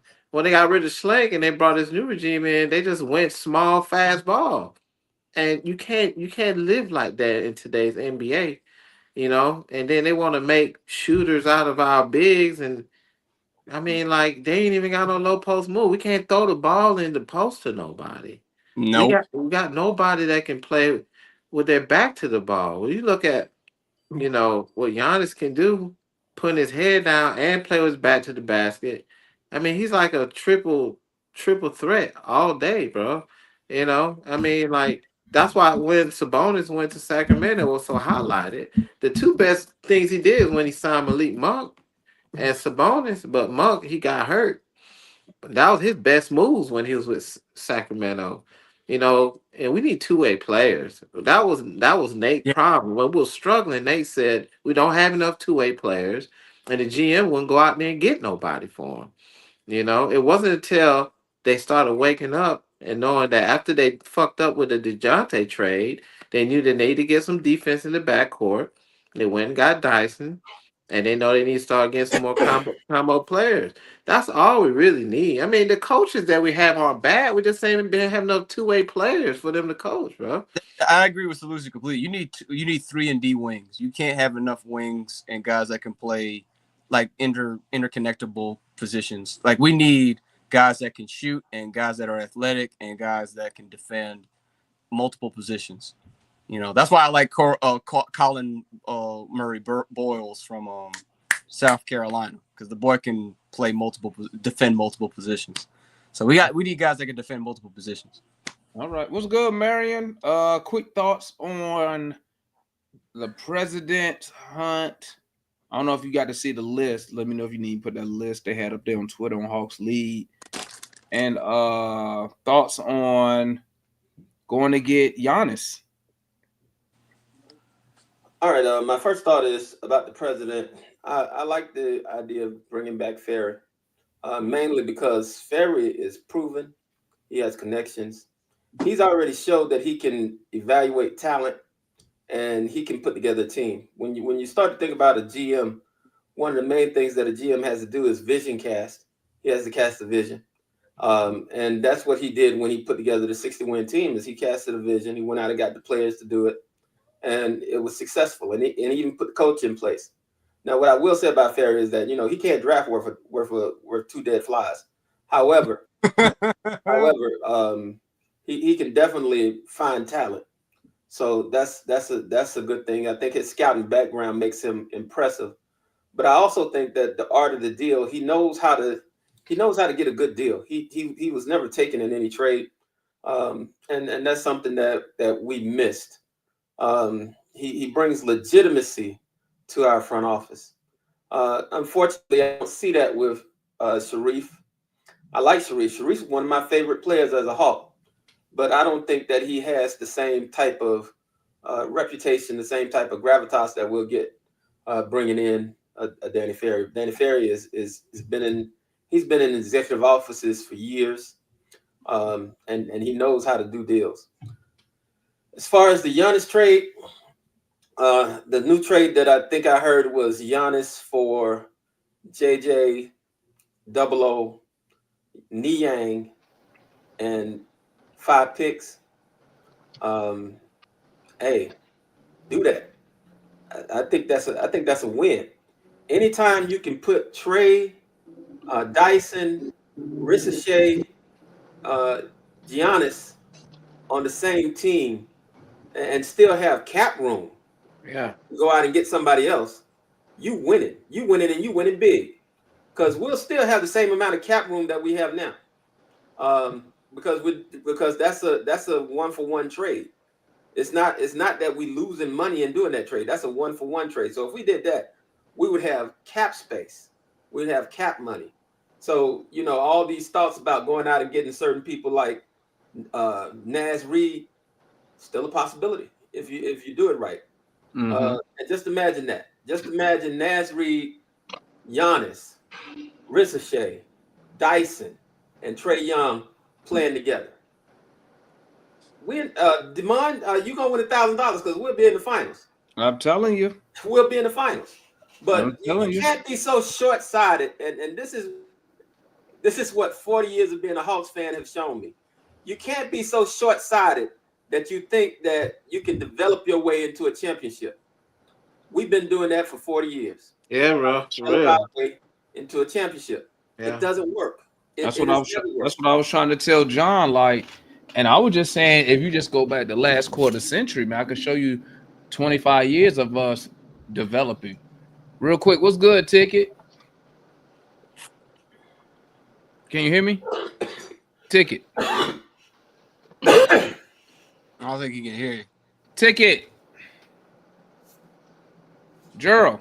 Oh, wrong way. It's on me? Yeah, you can't hear me? Oh, my bad. DeMar was buffering up there. Oh, I didn't know that. My bad. No, Hey, what's going on, that's on fellas? your end, Pil. Appreciate y'all Everybody having else, me on. everybody else can hear me, but you. You just like this. Oh, you was buffering, DeMar. Oh, what's good? Hey, Tiggy, you look like you was trying to decide if you gonna get them season tickets next year. Yeah, the Ticket like this. He like this. He like this. Whole. I'm like Ticket. You like this? Oh no, I ain't. My bad. Hey, Ticket look like. Hey, Ticket look like he like. I don't even know why I'm up here. My bad. Like I joined the wrong stream. Your two questions was thoughts on getting Giannis and then thoughts on the president list. Yeah, the guys that Hawks League put up said the guys that we were going to interview. Not sure if that's the complete list, if that's all, but that's what they put up today. If Bob Myers ain't on that list, no, he won't on it. I don't care nothing about that list. I mean, you know, Bob Myers can't be your only one because. Oh yeah. No, I know. That's my main target is Bob Myers. If I can't get Bob, I'll probably say the dude from Denver. Booth? Yeah, Calvin Booth. Yeah. I'll probably say him. One of the things that I'm looking for in a president, number one, you got a good relationship with players around the league. So when we need to go get free agents, when we do get into a championship window, it won't be hard for us to get players. Two, can we get players? I know we talk about we need two-way players, but I just came up with a new term. We need three-way players. The third way is players that get the benefit of the whistle. Superstar. Yeah. We need that badly. That was one of the main reasons why DeMar can vouch for me. As soon as we won the draft lottery, first thing I said, trade the pick. Trade the pick to go get Giannis. I remember that. I remember that stream. Yeah. But Giannis, I'm pretty sure he shoot the most free throws in the NBA. But he wasn't available then though. No, I know. But Jamie got the pick now. I knew that there was rumblings, of if they messed up this season, then there could be a possibility of, some conversation being had. So Here we are now. But we need that third way, man. Get somebody that can get the benefit of the whistle or in the good graces of the refs. Because if Trey gonna stay here, you gonna need somebody that can neutralize that bad relationship Trey got with these refs, bro. That's what's going. A good point. That's a good point. I mean, I think a lot of that is on Trey, due to his complaining about the officiating a couple years ago. But also, I don't believe that. And let me say this before I say it. I'm on the outside looking in. I don't know what anybody is saying, coaches or the owner. So I'm going to say this because I never heard him say it at a press conference. Sometimes I don't feel that Quinn Snyder supports our players enough when it comes to getting fouls. And the reason why I say that because you saw Trey get thrown out one game. You go back to the Boston series, you saw Mary. When your player has to run up on a referee, there's something's missing there. Your player shouldn't have to wait to the end of the game to run up. He ran up on it like he was finna fight.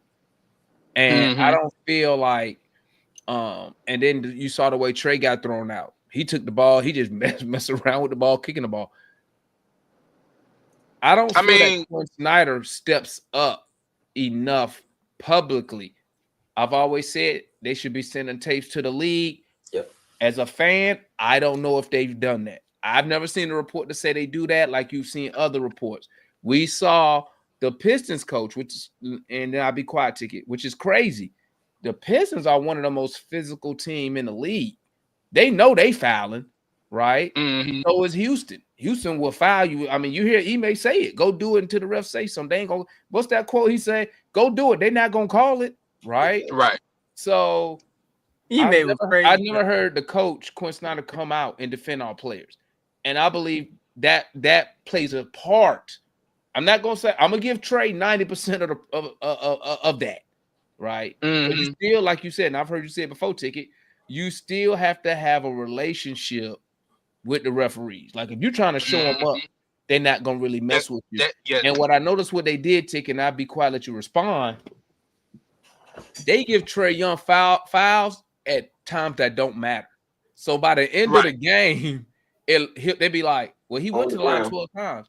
It's makeup calls. It's makeup calls. Yeah, when the game didn't matter, when he went for the game winning, I'm just making this part up. When he goes for the game winning drive and get fouled, they didn't call it. But 5 minutes before that, when we was on the comeback, and we was down 20, they would call it. You know what I'm saying? I will say this real quick. I want to say this real quick. To your point, I've only seen Quinn get mad one time when Trey got hip check. I think it was the Toronto Raptors game. He got hip check, and that was the first time I saw Quinn go nuts and get ejected. That's the only time I've ever seen Quinn take what's up your for thoughts, Ticket? I think I never take up for Quinn, but in this instance, I could see a world where coaches that coach right now in the NBA, or the majority of them, right, they're like sick and tired of the entitled attitudes that this generation of players have. True. Like they argue so much with the ref, even if the shit dead ass obvious. So from a coaching side, yeah, you want to take up for your player, but at the same time, it's like, bro, you're a grown ass man acting like this on the floor, bro. Like, come on, man, really? And then another thing is, I thought about this the other night, and then I'll be quiet. Coaches that are offensive minded coaches that they want to play with that pace all the time, they don't like stopping the game for anything because they want that up and down pace so they players can, I guess, get in rhythm or whatever. It seems like a casualty of their philosophy. And maybe try to get the if other something team do tired. happen, it's like, okay, whatever. Let's get back to the game. That might explain why Quinn ass don't call no timeouts either. I mean, he's trying to get. Also, I think he's trying to get those possessions too. That's pretty much all I got. All right, that's the homeboy Ticket, man. And I think, and I think when you're playing with pace, you're trying to get more possessions. Come on, buffering again. Right, you're trying to get more possessions. You're trying to get more opportunities. Is DeMar talking? Yeah, you're the only one that's messed up. I think Ticket, you're in. Everybody else can hear me, but you. Yeah, we can hear him. We can hear him. I see all three. I hear all three of y'all. I just don't hear DeMar. That's weird. Cause your internet it's buffering on here. That's why I was quiet at first. Your internet racist. Your internet got a little bit of African in it. That's why. I'm gonna go backstage and come back. I'll be right back. But listen, when it comes to Trey Young, and I know I'm pivoting a little bit, man. Listen, man, like, I gotta ride with my star player. When I look up and I see other players getting these calls, especially like in crucial moments, but like, listen, if you've been to a Hawks game, right? If you've been to the Hawks game, what's good, Mac? If you've been to a Hawks game, I've seen him get slapped so many times and getting no calls, right? And then people will turn around and tell me, right?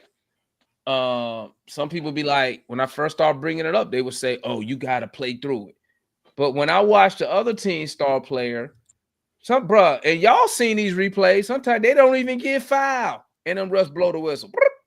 Jalen Brunson. And then they got to go review it and be like, "Oh, damn, it won't a foul." Cade Cunningham. Like, that kind of gets on my nerves. And I know people can say what they want, but at the end of the day, I want my team refereed fairly. That's all I'm asking. If you're not gonna call a foul, don't call them. That don't exist, Demar. But you know what I mean, though, man. That's why I complain about referees so much. Because I want my guys to get the same. I want my team to be refereed fairly because we know referee, some of those calls can start a run, stop a run, change your whole game plan because now one of your best players got 3 fouls midway through the second. So you got to take him out. You know what I'm saying? So like it was like when Hunter was with us and every time Hunter played, man, he guard a star player. He got to go on the bench because he got 2 fouls in the first couple minutes. I think that's because of Trey. I think a lot of Hawks but you know what I'm players- saying. Listen, I'm not the reason. I don't know the reason why, right? All I'm saying is I just want my team officiated fairly. Don't give me no makeup call when the game already decided. Where was those calls when the game was in the balance? That you was giving the other team. Well, you know, and damn sure don't come back the next day with no 2-minute report talking about I should have called a foul here, there, and all this type of myth. That's gotta be the worst thing right there. What's good? What's good, Matt? What's good with you? How are you guys doing? All right, what's good? All right, good, doing good. Yeah, man. I'm from Denver, Colorado, man. I'm a Nuggets fan, but I watch a lot of Hawks game. I watch most of the Hawks game whenever Hawks on and I live watch playing. So I normally follow your show. I just decided, today I watch your shows. I decided to tap in today and just try to be part of the show.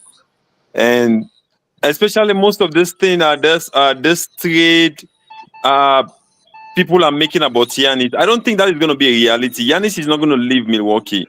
Oh, you don't think he's leaving? You don't think he's going to leave? No. The reason why Giannis was not drafted as a star, he was drafted as a project.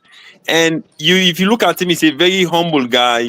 Right. He knew exactly where he's coming from. I don't think, unless Milwaukee said they're going to trade him, but he's not going to ask for a trade. Unless they're going to trade him, because he's going to say that the city has done so much for him. The franchise has done so much for him. They developed him to be the star he is, the superstar he is. And I don't think the reason why he did not say anything during the exit press conference is because he don't want to say something that the media ran with it. Right. And he's choosing his words. And there are some people after that devastating loss, they will just decide to say anything they want to say. But he decide to be controlled. And I don't think he's gonna say anything concerning his future, because when everything calms down, definitely he's gonna stay in Milwaukee. I don't think he's gonna leave. He don't care about winning any other championship. He has already won something. He doesn't care to win anything else. I'm telling you, he just wants to be a place where he's happy. He's not a ring chaser. So I don't think he's gonna leave Milwaukee. The only thing that I can say that the Hawks need to do, because I watch Hawks games because of Trae Young. Despite I'm a Nuggets fan, I watch a lot of Hawks game more than Nuggets games because of Trae Young. I just like him. I just think that he's underrated. People don't value his skill set. I think it's because of the franchise too. You look at the mainstream media, they don't like the Hawks. Most of them, when they are talking, they want Trae to leave. They just want him to leave. That's it. They want him to leave. Whenever you see them, they're talking, they said, Trae Young, there's a possibility that he's going to win, but he's not going to win it in Atlanta. So they want him to leave. So the problem is that the Hawks just need to find somebody that he can play with. Somebody, like most times when you guys are saying that, he needs somebody who is very close to him, his skill set, or somebody who is better than him. He need a post player. And that is, since Gallinari left, the Hawks have never had a post player. And when it comes to half-court offense, you need somebody you can throw the ball to and able to get buckets by himself. And that is what the team is struggling with. He needs somebody who can, like the Pascal Siakam. The Hawks made a mistake. They missed out of that trade. He's a post player, can get you buckets. He's the engine of the Pacers offense. When he's not playing well, the Pacers are going to lose. There's a chance that they're going to lose. So whenever they are struggling for bucket, they just throw the ball to him. They clear the right wing for him and to allow him to operate. When somebody comes and double it, throw into a 3-point shooter. That is what the Hawks need. They need that kind of person But Matt, let They me tell you, don't. but Yes, this the problem, man. This the problem. So you brought up the Siakam move, right? Now, yes. the thing is this. Word was this reports. I'm just a fan, not an insider. But the reports that came out, and y'all can correct me if I'm wrong. Reports was that Siakam was not going to resign. At first when it came out, it said it said he wasn't going to resign with anybody. Then it came out that he was going to resign. He would resign. What I believe that what happened, why we missed out on Siakam, is I don't believe the Kobe Buffkin thing when you hear when they say they want to keep Kobe Buffkin. What I believe happened was this: Siakam wanted to get max money. Toronto wasn't going to give it to him. That's the reason. That's the main reason he was on the block. He never committed to Indiana Pacers until after the offseason. It's because of the run that they made. Matt, if the Hawks, watch this. Watch this. Yes. Agents, what we do know is that agents will go in the background, and they will work out deals in the background. I believe the Pacers already knew that they was gonna give Siakam whatever the money, because they gave him max extension. So the agent knew that. It's illegal, but it happens all the time. I believe the agent went out there, the Pacers said, listen, if we can get the deal done, if we get Siakam in the offseason, we will give him the money, whatever money he wants. That's what I believe that happened. Because think about this, Matt. If you are giving up that, it ain't that many teams gonna give up a lot of their assets for a rental, considering the Pacers wasn't a championship contending team. So you're not going to give up those assets. What you had, they had some type of assurance that Siakam was going to sign with them, and Siakam knew he had some type of assurance that that the Pacers was going to meet his contract demands. That's what I believe. I understand. If even if there might have been a commitment, if the Indiana Pacers never made that run, it will never have signed for them. That's what I'm telling you. They want to win. That is what I'm saying. The reason why he could have won in Toronto. He won a championship up there. No, but they were struggling. They were about to rebuild, right? The reason why he signed with Indiana Pacers, he never signed, I think, in September. The reason why he signed with them is because they made that run to the Eastern Conference Final last year. And he said he liked what they were building. So nobody want to go to a franchise where they are not winning. That is just the truth. Is that why we don't get nobody in Atlanta, Matt? It might be the case. Yesterday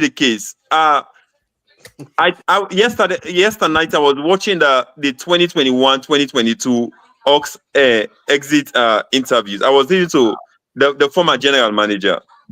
He said one of the mistakes that they made is what they assumed that after they made that run in 20, they brought those stars back. They should have went for somebody a co-star. They made that mistake. You cannot win in this league without with just one star. It's not possible. Right. Jalen Brunson, people complain about Trae Young defense all the time. Jalen Brunson is not a good defender. Luka Doncic is not a good defender. He was exposed during these playoffs. But the reason why people are hailing them, talking about it, because of the players that they have around them. You need to have somebody else. If your co-star is not playing well, you need somebody you can throw the ball to. We know that, but here's the thing. They swung and missed on Murray. That was a deal made by the owner's son, right? A non-basketball guy. So that pretty much did us dirty. When we went to the conference final, we spent money. The problem is the owner spent the money on John Collins instead of going out and getting another co-star. So, I mean, like with the Hawks, our reputation is basically based off our ownership. The ownership, but we had an ownership group before Tony Wrestler. Hey, guys, I'll see y'all later. I got to split. Appreciate y'all. All right, see one. Thanks for tapping in, my guy. The ownership before Tony Wrestler, ASG did a super dirty. They wouldn't even spend money. So I mean, and that's our reputation. So hopefully somebody can come in and you know we can fix this reputation. One more thing before I allow somebody to come in. There are a lot of players that are free agent this season, man. It's not only about a post player. The team need a shooter, man. You don't like Ricochet? The idea of developing, I don't think. The problem is that he's the number one pick, but no matter what, he will never be a franchise player in this league. I don't care. I don't care how good he is, right? Mm-hmm. Yeah, that's just the truth. There are some players, they are good. They are good player, but they will never be franchise player. They don't have that killer instinct. For you to be a franchise, you need to have that killer mentality. And I don't see any of them, man. I don't see that in JJ. I don't see that in Ricochet. You need to have that dog mentality in you, and none of them have it. They can be a good role player. They can be maybe third option in a how do they call it, in a championship team, but I don't see any of them to be a franchise player. So the idea of getting Trae Young. Let me ask you this, Matt. As a Nuggets fan, as a Nuggets fan, yes, right? What players do you think on the Hawks could start on the Nuggets? Trae Young can start. Trae Young can be a starter in this team. Mm-hmm. Trae Young, people have so much. I remember the last game that they played there. I was there. I have a lot of Nuggets fans. So most of us are talking about, man, he's too good to be in this team. That is what they are saying. Trae Young is just too good to be in the Hawks team. That is what they are saying. I ain't even gonna disagree. That is what they are saying, that he is too good to be in Hawks. That is what they are saying, that he is too good to be with the Hawks team. Hey, Demar, I ain't even gonna disagree, man. Hey, it's funny how Ticket disappeared when that dude showed up, though. That is just I'm a Nuggets fan, I'm telling you. They said he's too good to be with the Hawks because he never had a help. I remember after that game, Michael Porter Jr. went to the podium. He said, man, he's just so surreal that they grew up together. With his stature, Trae Young is doing the kind of thing that he's doing in the league, and people are not recognizing that. He's just too good. I just think that he's underrated. I don't know if because of the franchise that he's in, that's why. I don't know. You know what, Matt? I'm glad you came up here, man. I'm a Nuggets fan. I'm glad. Yeah. I'm glad see, that's why I bring people who not Hawks fans. Mommy's calling. Go up to mommy. That's why I'm glad I bring people that's not Hawks fans. So some people need to hear. Hey, I'm sorry, Mac. I'm sorry, Mac, but bro, you a Hawks fan, bro. I don't care what you say. Me?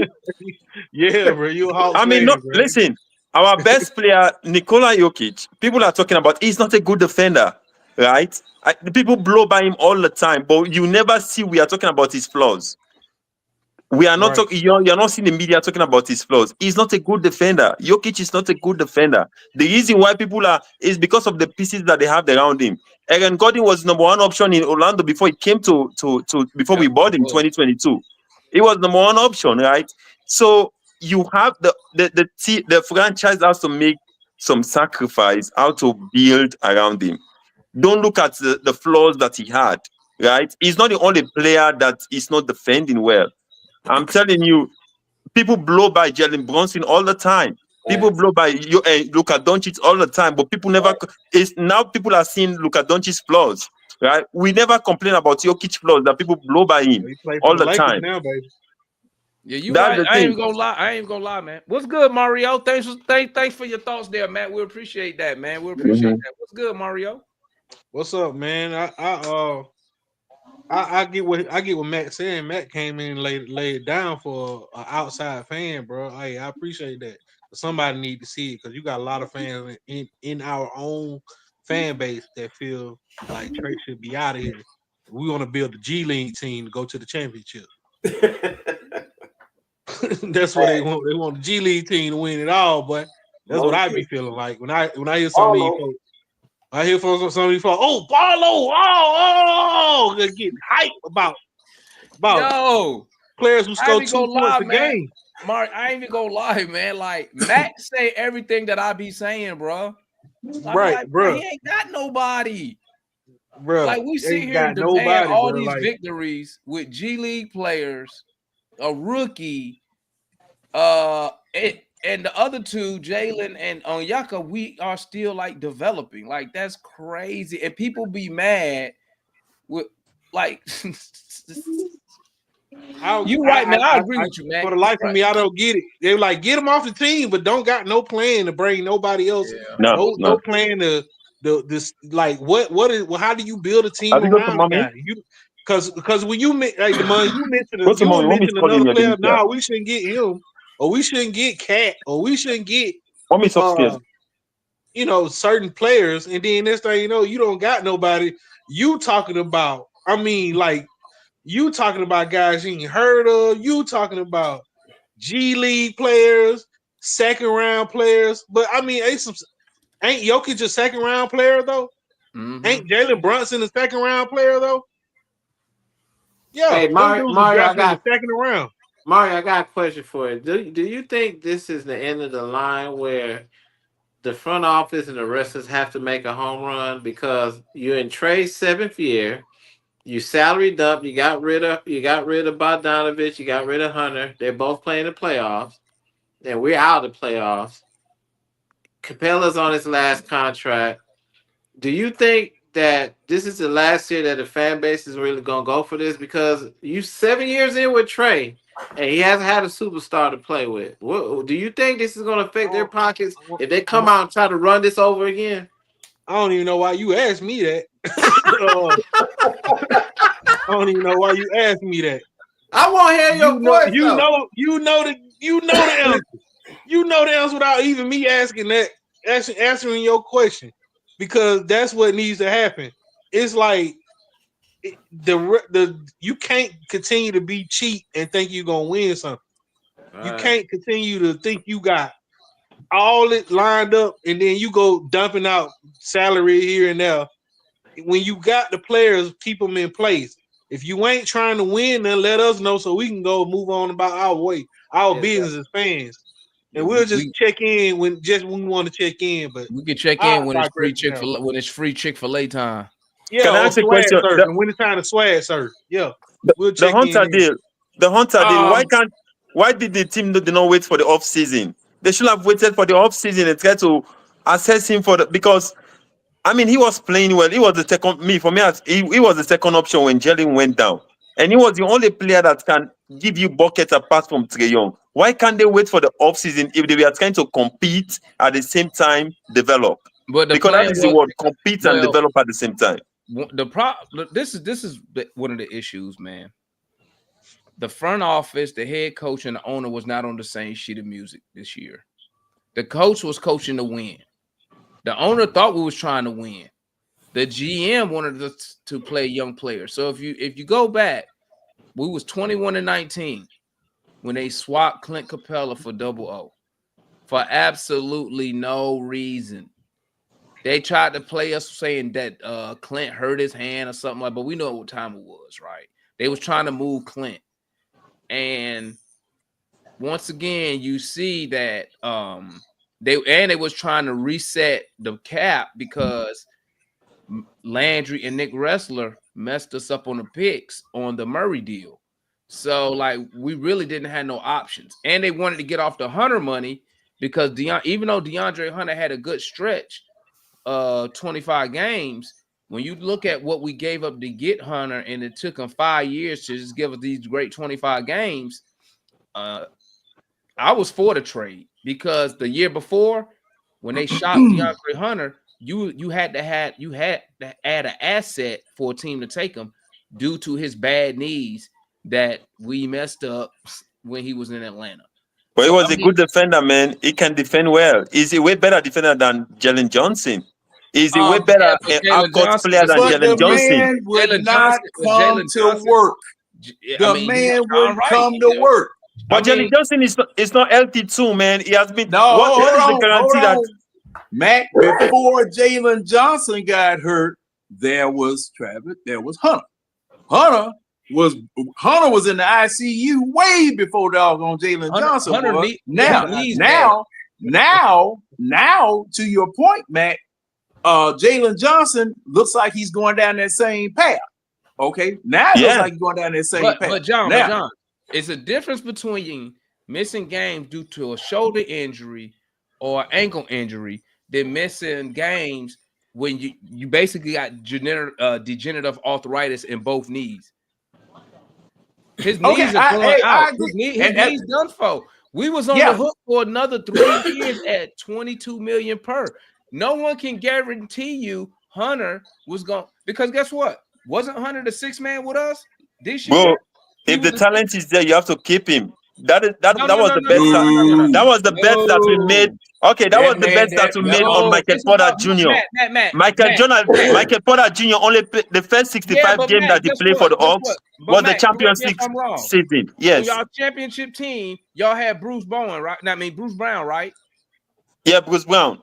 Why did We he have leave? Why did he leave? KCP too. Why did Bruce Brown leave? It's because they don't want to pay him. Exactly. You got to factor in the money. Hunter, see, you see Hunter look good for them 25 games.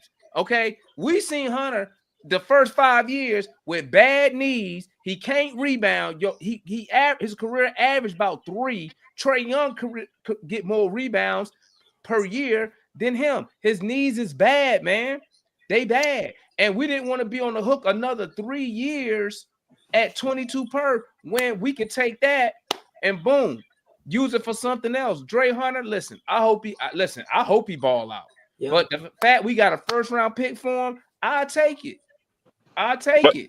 But the problem is that what are you going to do with that first round pick? The talent is there. I'm telling you, Michael Porter Jr., the only time he played more than 50 games for us is when we won the championship 2023. He had never played. And since then, he has been healthy all the time. He has never got injured. So sometimes your first 2 or 3 years. Michael Porter Jr., he already had an injury history when you drafted him. He had a bad back in Missouri. That's why he dropped. He was the number 1 prospect coming out of, when he went to Missouri, he was the number 1 high schooler with Trae. He messed his back up playing for Missouri. He came back too early. Y'all drafted him already injured. Dre Hunter had no injury history till we picked him. None.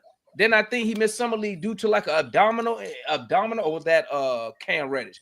But bro, with us, if you go back, his knees, they going out. They gone. And I'm glad we traded him to the Cavs. You know what? I think we did him a solid. You put him on the Cavs can hide it. Yeah, we put him on the Cavaliers can hide it. And he helped us by getting a first round pick. Because I think, correct me if I'm wrong, I don't even think he they 6 man. It's what's the other guy name? Ty Jerome, the 6 man. No, he's the 6th man. He always come before time, Jerome. He come in before him. He was starting for a while, but the thing is, Damon, I agree with you wholeheartedly. But I think the one thing that goes to Solutions' point is now that we've gotten rid of DeAndre Hunter, the optics are we have to make a move because we traded him for cap space. So the optics say we got to make some type of move for this because otherwise we could have. The optics say otherwise we could have kept him playing at the level he was playing, get Jalen Johnson back next year, and we would have had a decent team just like we did in this season. I agree with you. Getting rid of him because we know that he has knee problems. That was fortunate, fortuitous. We're glad that he came on. We're glad that he had a good first half of the year. However, the optics now say, because he's finishing out the year with the Cavs, the optics say because we traded him for cap space, we got to do something with that cap space. We got to make a move. Well, that's what I'm saying. But we can't just Marion. But that's why I said, you know what direction we're gonna go in when they get this president.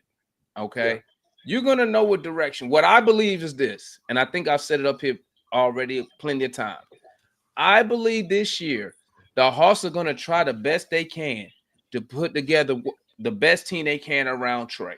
Now, you still kind of limited because as far as star players, it ain't that many available. Nope. And then for a Giannis, you got to pretty much give up the farm. And I'm gonna tell you, if you never, this is another example of where that DeJounte Murray deal is haunting us. Because guess what? If we never trade for Murray and we had the same season we had this year, you know what we'd be talking about, Marion? We probably wouldn't be talking about Giannis. We'd be like, hey, we in the run for Cooper Flag. We in the run for Ace Bailey. We in the run for his teammate from Rutgers. We in the run for what's the guy name? What's the center from Duke? Number 5. What's the black guy name? McCall. Yeah. But guess what? Now your hands are tied right now. The only way you can get this team better, and I think Landry knew it, was to clear the cap space because you really don't have assets to go and really, to be honest, we don't got the asset. We really can't beat out a lot of these teams. Hold up, though. Hold up. What This draft got a few. I've been looking, bro. This draft got a few good, decent centers in it, bro. Yeah, but I'm saying, Mario, if we had our pick this year, we ain't talking about no center until they put them lottery. We talking about we might get the number 1 overall pick. We might get a top 5 pick and go after one of those top 5 wings, right? Because at the end of the day, when you picking that high, you trying to get the best dudes available. You could get a center at 12. You can get a big. You may not get the guy from Duke, huh? That Sacramento pick ain't gonna be ours. It's gonna be 13. Yeah. How long is the Hawks going to continue to develop? I talked about that on the last stream. Matt, listen. I've been complaining about that, Matt. That's why I always ask these cats for the past 25 years. I can show you 25 years of us developing, and we ain't got nothing out of it. You don't need to build around more than three players. You at least the most is 3. You are built around them. You can't build around. You already have the foundation was there before JC was traded, right? You have JC, you have Trae Young, you have DeAndre Hunter. Who else? You have those 2 left. Now you already have Jalen Johnson and Richard Shea, and now you have Dicey Daniel. How many more young players do you want to draft? How many more? Me personally, listen, Matt. If you've seen this show, you know I always scream, I want a superstar. I scream it, but guess what? If you look at the track history of our current owner, he's never hit the luxury tax yet, and he's on the team for a decade. So, like, for that part is not up to us. We need a president. That's why I wanted a guy like Bob Myers. I wanted a guy who could go into the owner's office and say, "Listen to me, and you can get these," and show him 1, 2, 3, 4 championship rings. Somebody got to convince our owner, you need to listen. What I'm hoping is happening since he clearing the front office out is maybe he's like, you know what? I listened to dudes with 0 experience in Nick Wrestler and Landry Fields. Now I'm gonna go with guys who has relationships, who has networks, who can get us these type of players. Because to make certain type of deals, sometimes you need certain type of connections. Like, hey, buddy, I hooked you up a couple years ago, man. I'm gonna need you to return a little favor for me on a deal right here. But nobody can convince the owner that in today's NBA, it costs money to compete for championships. And now you see teams like the Celtics. Guess what they about to do after the season? They finna break that shit up. Yeah. You better hope beyond hope that this changes with this hire. You better hope beyond hope. John, I don't have no control. No. What did I say? I said hope beyond I don't hope. really have. Neither do I. The only control I got is this right here. This right here. Hanging foot. Hey, hanging foot in ass all the time because you cannot sit back here as fans. You cannot sit back here as fans and accept this mess. Now, like you said, Damon, and like you say, Mario, look, my motto has always been, if you win, we will come. If you lose, we will not come. We got other things to do in Atlanta. I got clubs I could go to. I got trouble I could get into. John, I got other things to damn do. That don't work with the Hawks.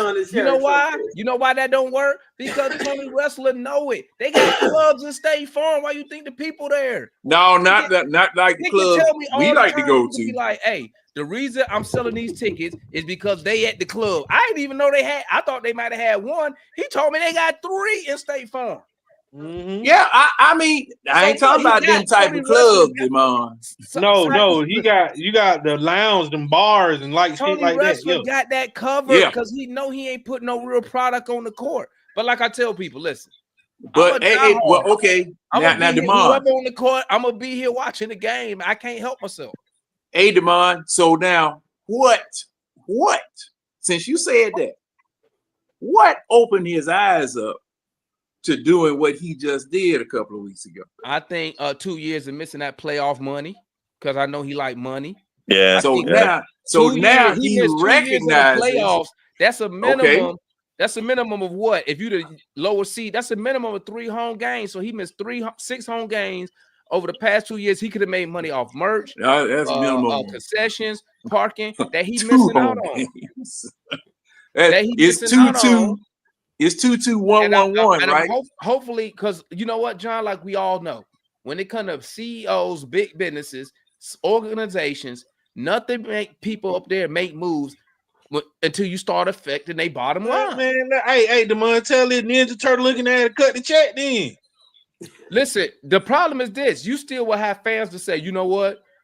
Well, I don't blame them. I wouldn't spend money neither because they not good enough. But what I try to explain to people is chicken and egg. You have to spend to get good. We don't have 25 years. We don't have 25 years of great drafting. Like I said, starting 2000, you in 2000, that's a quarter century. You looking at only 2, well, actually, one dude you drafted, that's an all NBA player, that's Trey. The other one we had to get from Utah in Millsap. So that shows you that 25 years of trying to draft and develop really don't get us nothing. That's Is it in drafting? Are they even doing scouting? But see, that's Mario. That's why I'm so high. Remember, I used to come up here and I say it's very important, in my opinion, that Mohamed Gay, at a minimum, turns out to be a good rotation player because that's what puts faith in what our G League development, because that's exactly where he coming from. Same thing for the European guy we got, Dorsett. If you can I believe they had some in Seth Lundy too. They just gave up on it. I mean, I don't know why they gave him up and got Plowden. I don't know why. That's Landry Fields. But that's what I'm saying, man. Like the Hawks, that's why I don't care about that draft and stuff. Don't get me wrong. I would love to have Giannis. I would love it, but you need a commitment from the owner because it's not leaving. It's not leaving Milwaukee. Okay, that's cool. He may not leave. So what's your plan B? Do you go after a guy that we know that's available, like Kevin Durant? Do we go like after a guy that's available? Like I think they're gonna take offers on Zion, but at the end of the day, you still gonna have to give up those assets. Then the owner gonna have to turn around and spend money to put whatever you lost or whatever overspend. Yeah. Not spend. He's gonna have to overspend, and we don't have a track record of doing that. We have a you don't need to overspend because you don't need a superstar. Hey man, nobody see just like Demond said. Look, the talent pool and Durant for mutants is gone. Okay, the talent pool for mutants, as Kool-Aid would put it, is gone. I mean, everybody is with people, and these people are in positions where, look, I don't really need the money. I'm going after a championship. I'm going after another championship. I don't really need all the money. I'm going for my legacy. All right. Now, the Atlanta Hawks have no pathway to a legacy except for something bad. That's it. That's all we got right now. And unfortunately, because see, I remember we had a show about 3 or 4 shows ago where I was telling everybody, look, the best way to get a championship for the Atlanta Hawks is to buy one. Okay, in order to get one, but you don't have anything out there to buy. Now, you basically don't have nothing to buy now. So guess what? This year free agency class is not ain't no game changers out there for real. No, right? So you got unfortunately. Bobby Portis is a game changer. Beasley, is a shooter. He has been consistent. He has been top 3 one of the best shooter in the league for the past 3 years. He won the best one last night when that ball went out of bounds. But I mean, he was making his shots. He only was under the ball. Hey, can I? Good. I hear you, man. I hear you. You got Gary. Hold on. These are building a guy people. like Bobby Portis, and for the Hawks, a guy like Bobby Portis, right? Yeah. For the Nuggets, would be an easy sale. For us, we would have to sell it, and we would probably have to pay more because guess what? And I think you said it, Matt. We are not in a position to contend for nothing. So if you got a guy like Bobby Portis, and that's one of the guys when I be talking about those quality veterans, Bobby Yes. Yes. Portis is like what? Go back 4 or 5 years ago. It's like remember everybody wanted PJ Tucker on their team. He was Yeah. on all of them winning teams, Yeah. right?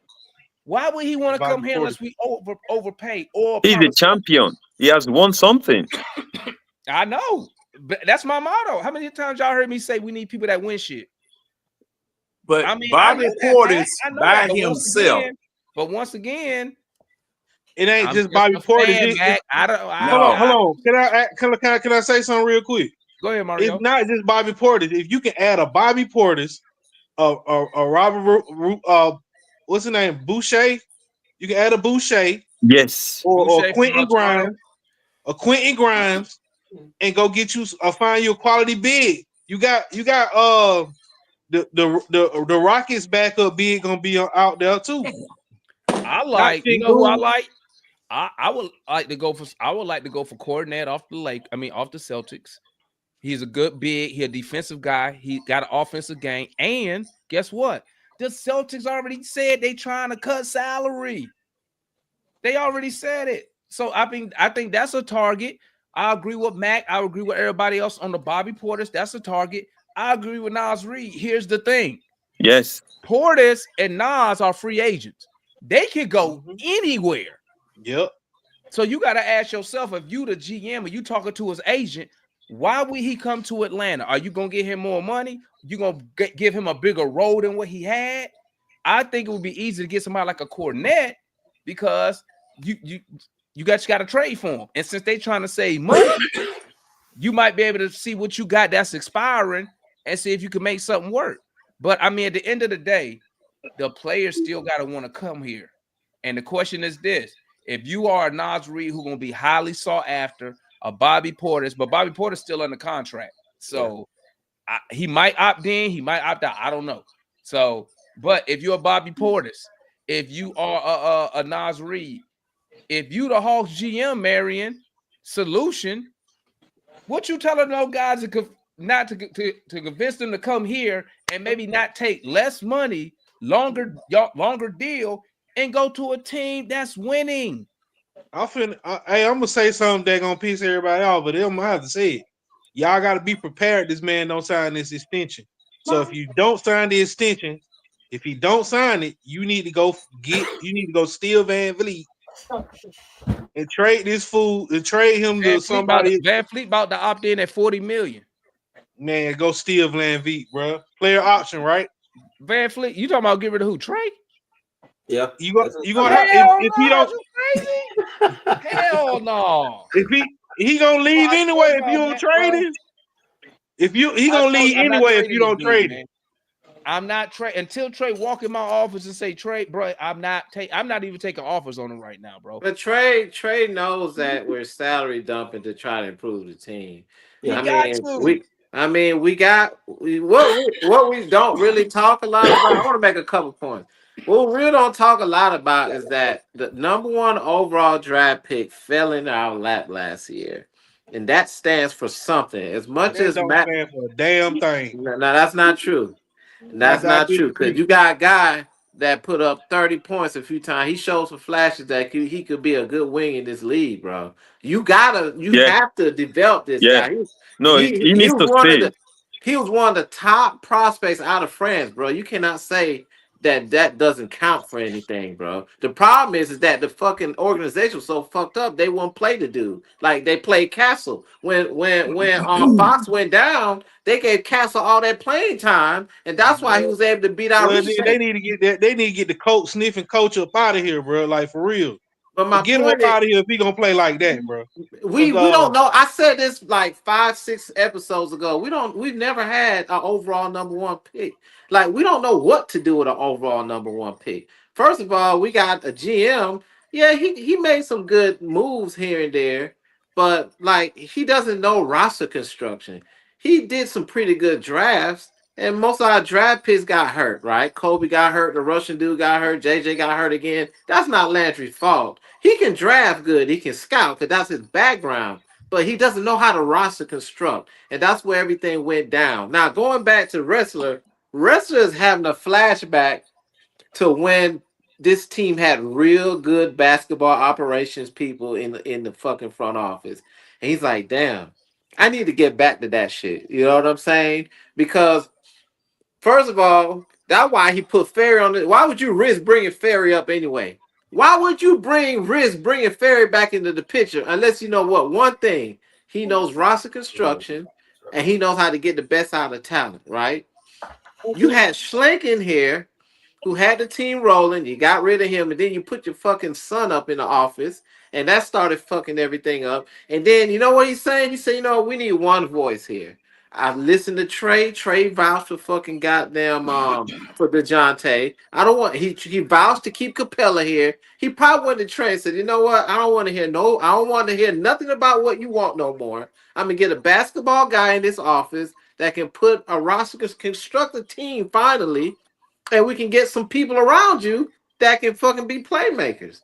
So like, man, I mean, that's what it really. I feel like this guy, he needs one clear basketball voice of how it was when we had Ferry in office and what Schlink was trying to build. Because after we went to the Eastern Conference Finals, we were torn on this channel. It was a gift and a curse to this franchise, and it was a curse because they never went out and did the right thing, and they never went out and put any size and physicality around Trey Young. You got good veterans, but we never became a physical team, and we never developed a low post game. We tried to Yeah. make yeah, we tried. We never got rim protection. We tried to make something out of Capella because his age of basketball is gone. You know, and you say, okay, we'll keep Capella because we know that Trey don't want to play off ball. But you cannot do that with a 6'1" or a 6'1" point guard, and you got no other playmakers around him. Because when you stop him, then who else is going to do? They not like Clint can catch a ball and shoot like Sabonis or shoot like fucking out of bio. He don't have that talent. So our offense, it was pretty. We live by the three and die by the three. And you know in the NBA, when you can't play defense, that ain't gonna work. There is no difference between the backcourt of Cleveland and and and Galani and Mitchell and with Trae Young and Murray. They are all too. The reason why they are excelling is because of their front court, right? They have big front court that is protecting them.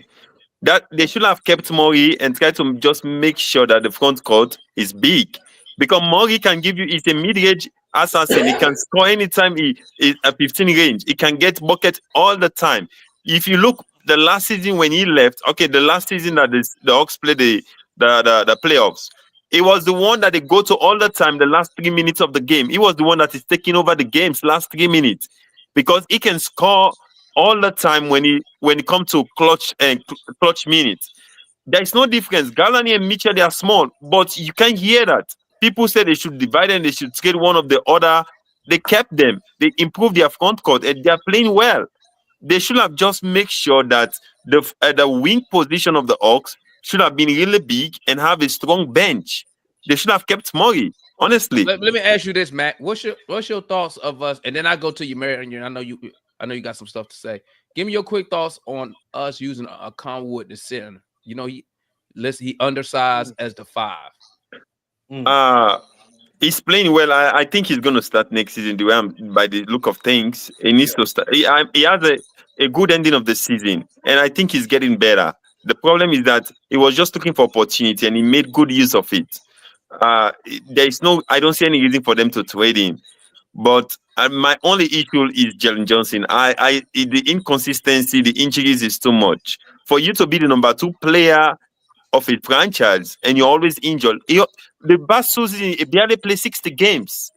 How can you put your hope and trust in that kind of player? What's the assurance that he's coming back next season? He doesn't know his body. What's the assurance that he's coming next season healthy? And what's the assurance that he's going to develop a half-court offense game? He needs to develop that. If he's going to be a number 2, he needs to develop he needs to develop a post game. He needs that. You don't need to. It doesn't only need to and rely on and how do they call it? Flashing because when it comes to playoffs, it's all about half court. And when Trey Young make plays, he expects the wing players to make plays, to post their guys up and get buckets. And that is what the Hawks, they need a post player. Player like Pascal Siakam, the Gallinari that left. They need somebody like Bobby Portis. If they have that, somebody who can have a post game, I think this team should be good. That's my only thing. So You Matt, don't need a superstar. I would What's good? disagree with What's you. good, Marion? Hold on. Let Marion me been waiting real quick, Mario. He been Go waiting ahead. for a hot minute. Well, just to it's a lot of thoughts, but one of the things is that I do agree we need to have that one player that we can throw it down to who can get a bucket. Um, if I'm throwing a name out there, I'll it throw ain't out there Big O. DeAndre Ayton for one. Yes, yes. But now I also think that we need better shooters too. Because the thing is we got to have better shooters both in our starting five and also off the bench. I think that's one of the things that we've noted is that we're not a real good 3-point shooting team, and it's hard to keep up with these teams. Now that's one of the things that Cleveland has. When you look at what they have, it's not necessarily that they are potent scorers, but they have a lot of 3-point shooters. They shoot very well. I think Garland shoots very well. I think Mitchell shoots very well. They just load it, and they bring in folks off the bench, and they even got Dre Hunter from us. And so I think our real space for getting a 3-point shooter should be at the 5 and the 4 backup. I would go after Quentin Post. He's going to be available. He's a 7-footer. He's a free agent. He's a very physical player, but also he's shooting 40%. And I would go after, and people laughed at me the last time I said this, but I said I'll go after Roy Hachimura. He's going to be a free agent. He shoots 41% from the field. He'll be a good backup power forward. And he's a good defender too. Yeah, and a good defender. The thing is that we have to talking about two-way players, we have to go get them. And without that, we're gonna be stuck in the same situation, looking the same way. I agree with a lot of what Max says in terms of we get happy when we see JJ and we see the 29-5. But the problem is JJ doesn't have a half-court offense. No. And JJ doesn't have a strong man-to-man defense. He's great coming from the backside blocking the shot. But when you put him man on man, a lot of times he's running out there with his hands down. He doesn't have the fundamentals right. And that's probably because he didn't get to play a lot in college. He's going to take some more development. That's why I'm not against going after Giannis, because I know how much development it's going to take for JJ to get to the point where he can score in the half court consistently. He doesn't have a 3-point shot. Sure. Like I keep saying, he gets most of his points coming downhill, and that's Downhill, great. yeah. It works. That's great when we're going downhill. But what happens when we are forced to play the half court game? Now we gotta rely on the half court game. You put it all in Trey's hand, and if you got Double O, Dyson, and at the time right now Ricochet, you got 3 players on the court who are not really capable of going to get it for themselves. Sure. So, we need to find somebody who's capable. Now, I mentioned Duncan Robinson, bro. Duncan Robinson. Huh? What about Duncan Robinson? He'll be a great pickup. I mentioned DeAndre Ayton. DeAndre Ayton is an inside-outside player. He can get his own. He can shoot from the mid range. That's true. He can score in the post. He's a bucket. Now he's a head case too, but he's a bucket. But if you can get his head right, if Quinn can get to his head and get his head right, he will be a phenomenal player for this team. And you know what, Marion? Speaking of Ayton, you don't really got to give up that much. He on the last year of his contract, so even if it didn't work at the end of the season, you can just let him go. They don't need him. Portland don't need him. The show, Mario, you going next? Go ahead, Mario. What you had? Then go ahead, John. Then we're gonna end the show. Yeah, I just wanted to piggyback. You said, Matt, you said that you worried about JJ, but I disagree about Big O because Big O is an undersized center, and you said he'll start next year, but he can't really develop. He can't really get his own. He can, but he really can't do anything on the boards because a lot of time he playing against guys getting his shot off is going to be kind of hard for him. He don't have an inside outside game. That's what I mean. So I disagree with he can get you a couple of rebounds here and there, but him giving you 20 a night on starting, maybe not. I don't know. But I don't think he's your starter for next year. That's just my take on that. What's good, John? And piggybacking on that, Double O capitalizes on gaps. If they were to really pay attention to Double O wouldn't be getting nowhere near what he got this past year. Because once the play breaks down, that's when Double O functions. When the play breaks down, because you might come down the court, might have this play and you hold your hand up, whatever, you go over here, you go over there, you go over there. All right. Double O goes over there. All right. But he passes the ball to somebody else. He might be wide open for a drive or a shot, but he passes the ball to somebody else. All right. If they miss the shot, here comes Double O crashing in, rebounding, possibly tipping it back in or possibly dunking it on a missed second shot. Okay. Now, to what Mac was saying, now see, y'all know me. I don't care what kind of damn defense you play. If you don't cash it in on the other end, that defense you played on that previous possession when they had the ball don't mean two flies dead squish. Then when they do score, guess what? In basketball, you get the ball. Every possession is important. And especially when you get to the playoffs, you're not running and gunning like you were during the regular season. It's a half-court game in the playoffs. Sure. It's a half-court game in the playoffs. Real quick, John, I got a question. How many teams in the NBA does Double O start for right now outside the house? None. None. In my and you asked me, none. All right, not all right, at family. center. Not we're gonna center. wrap it up. We're gonna wrap it up. John said, "Oh, we're gonna start from the salute to everybody who tapped in, man. Woo, 2 hours 45 minutes show. Thanks You said you weren't gonna be here long, so that ain't no, man. I'm over here hurting. I'm hungry too. I'm ready to go eat this. My son done made this chicken. I've been thinking about it, y'all. I'm like, man. Hey, man, just shut it down. We understand. We understand. Hey, my stomach been growling like a mug. I'm like, I ain't gonna lie. I was like, man, I'm gonna hurry up. Hey, Damon, before you go, look at the game tonight. Watch how the Houston, even though they went down 3, watch how they defend the Golden State Warriors with Şengün and Steven Adams. And watch Quentin Post. All right. Watch Quentin Post. And man, I would have gotten Şengün instead of JJ. Hey. All right, family. Thanks for tapping in. Tell you that. All right, the like button on right. the way out. If you didn't, we up out of here, man. Bye-bye. Bye-bye. John say bye-bye. And we up out of here, gang. I appreciate y'all for tapping in.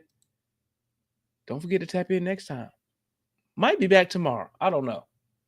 Peace. I keep that shit on me. That shit on, yeah. I keep that shit on. That shit on. Yeah. The telephone racks for the drip on me. Keep that shit on. Blowing on the Zion, sipping lean. I keep that shit on. Bad bitch to recognize me. I keep the shit on, yeah. I keep that shit on. Keep that shit on me. Yeah. I keep that shit on.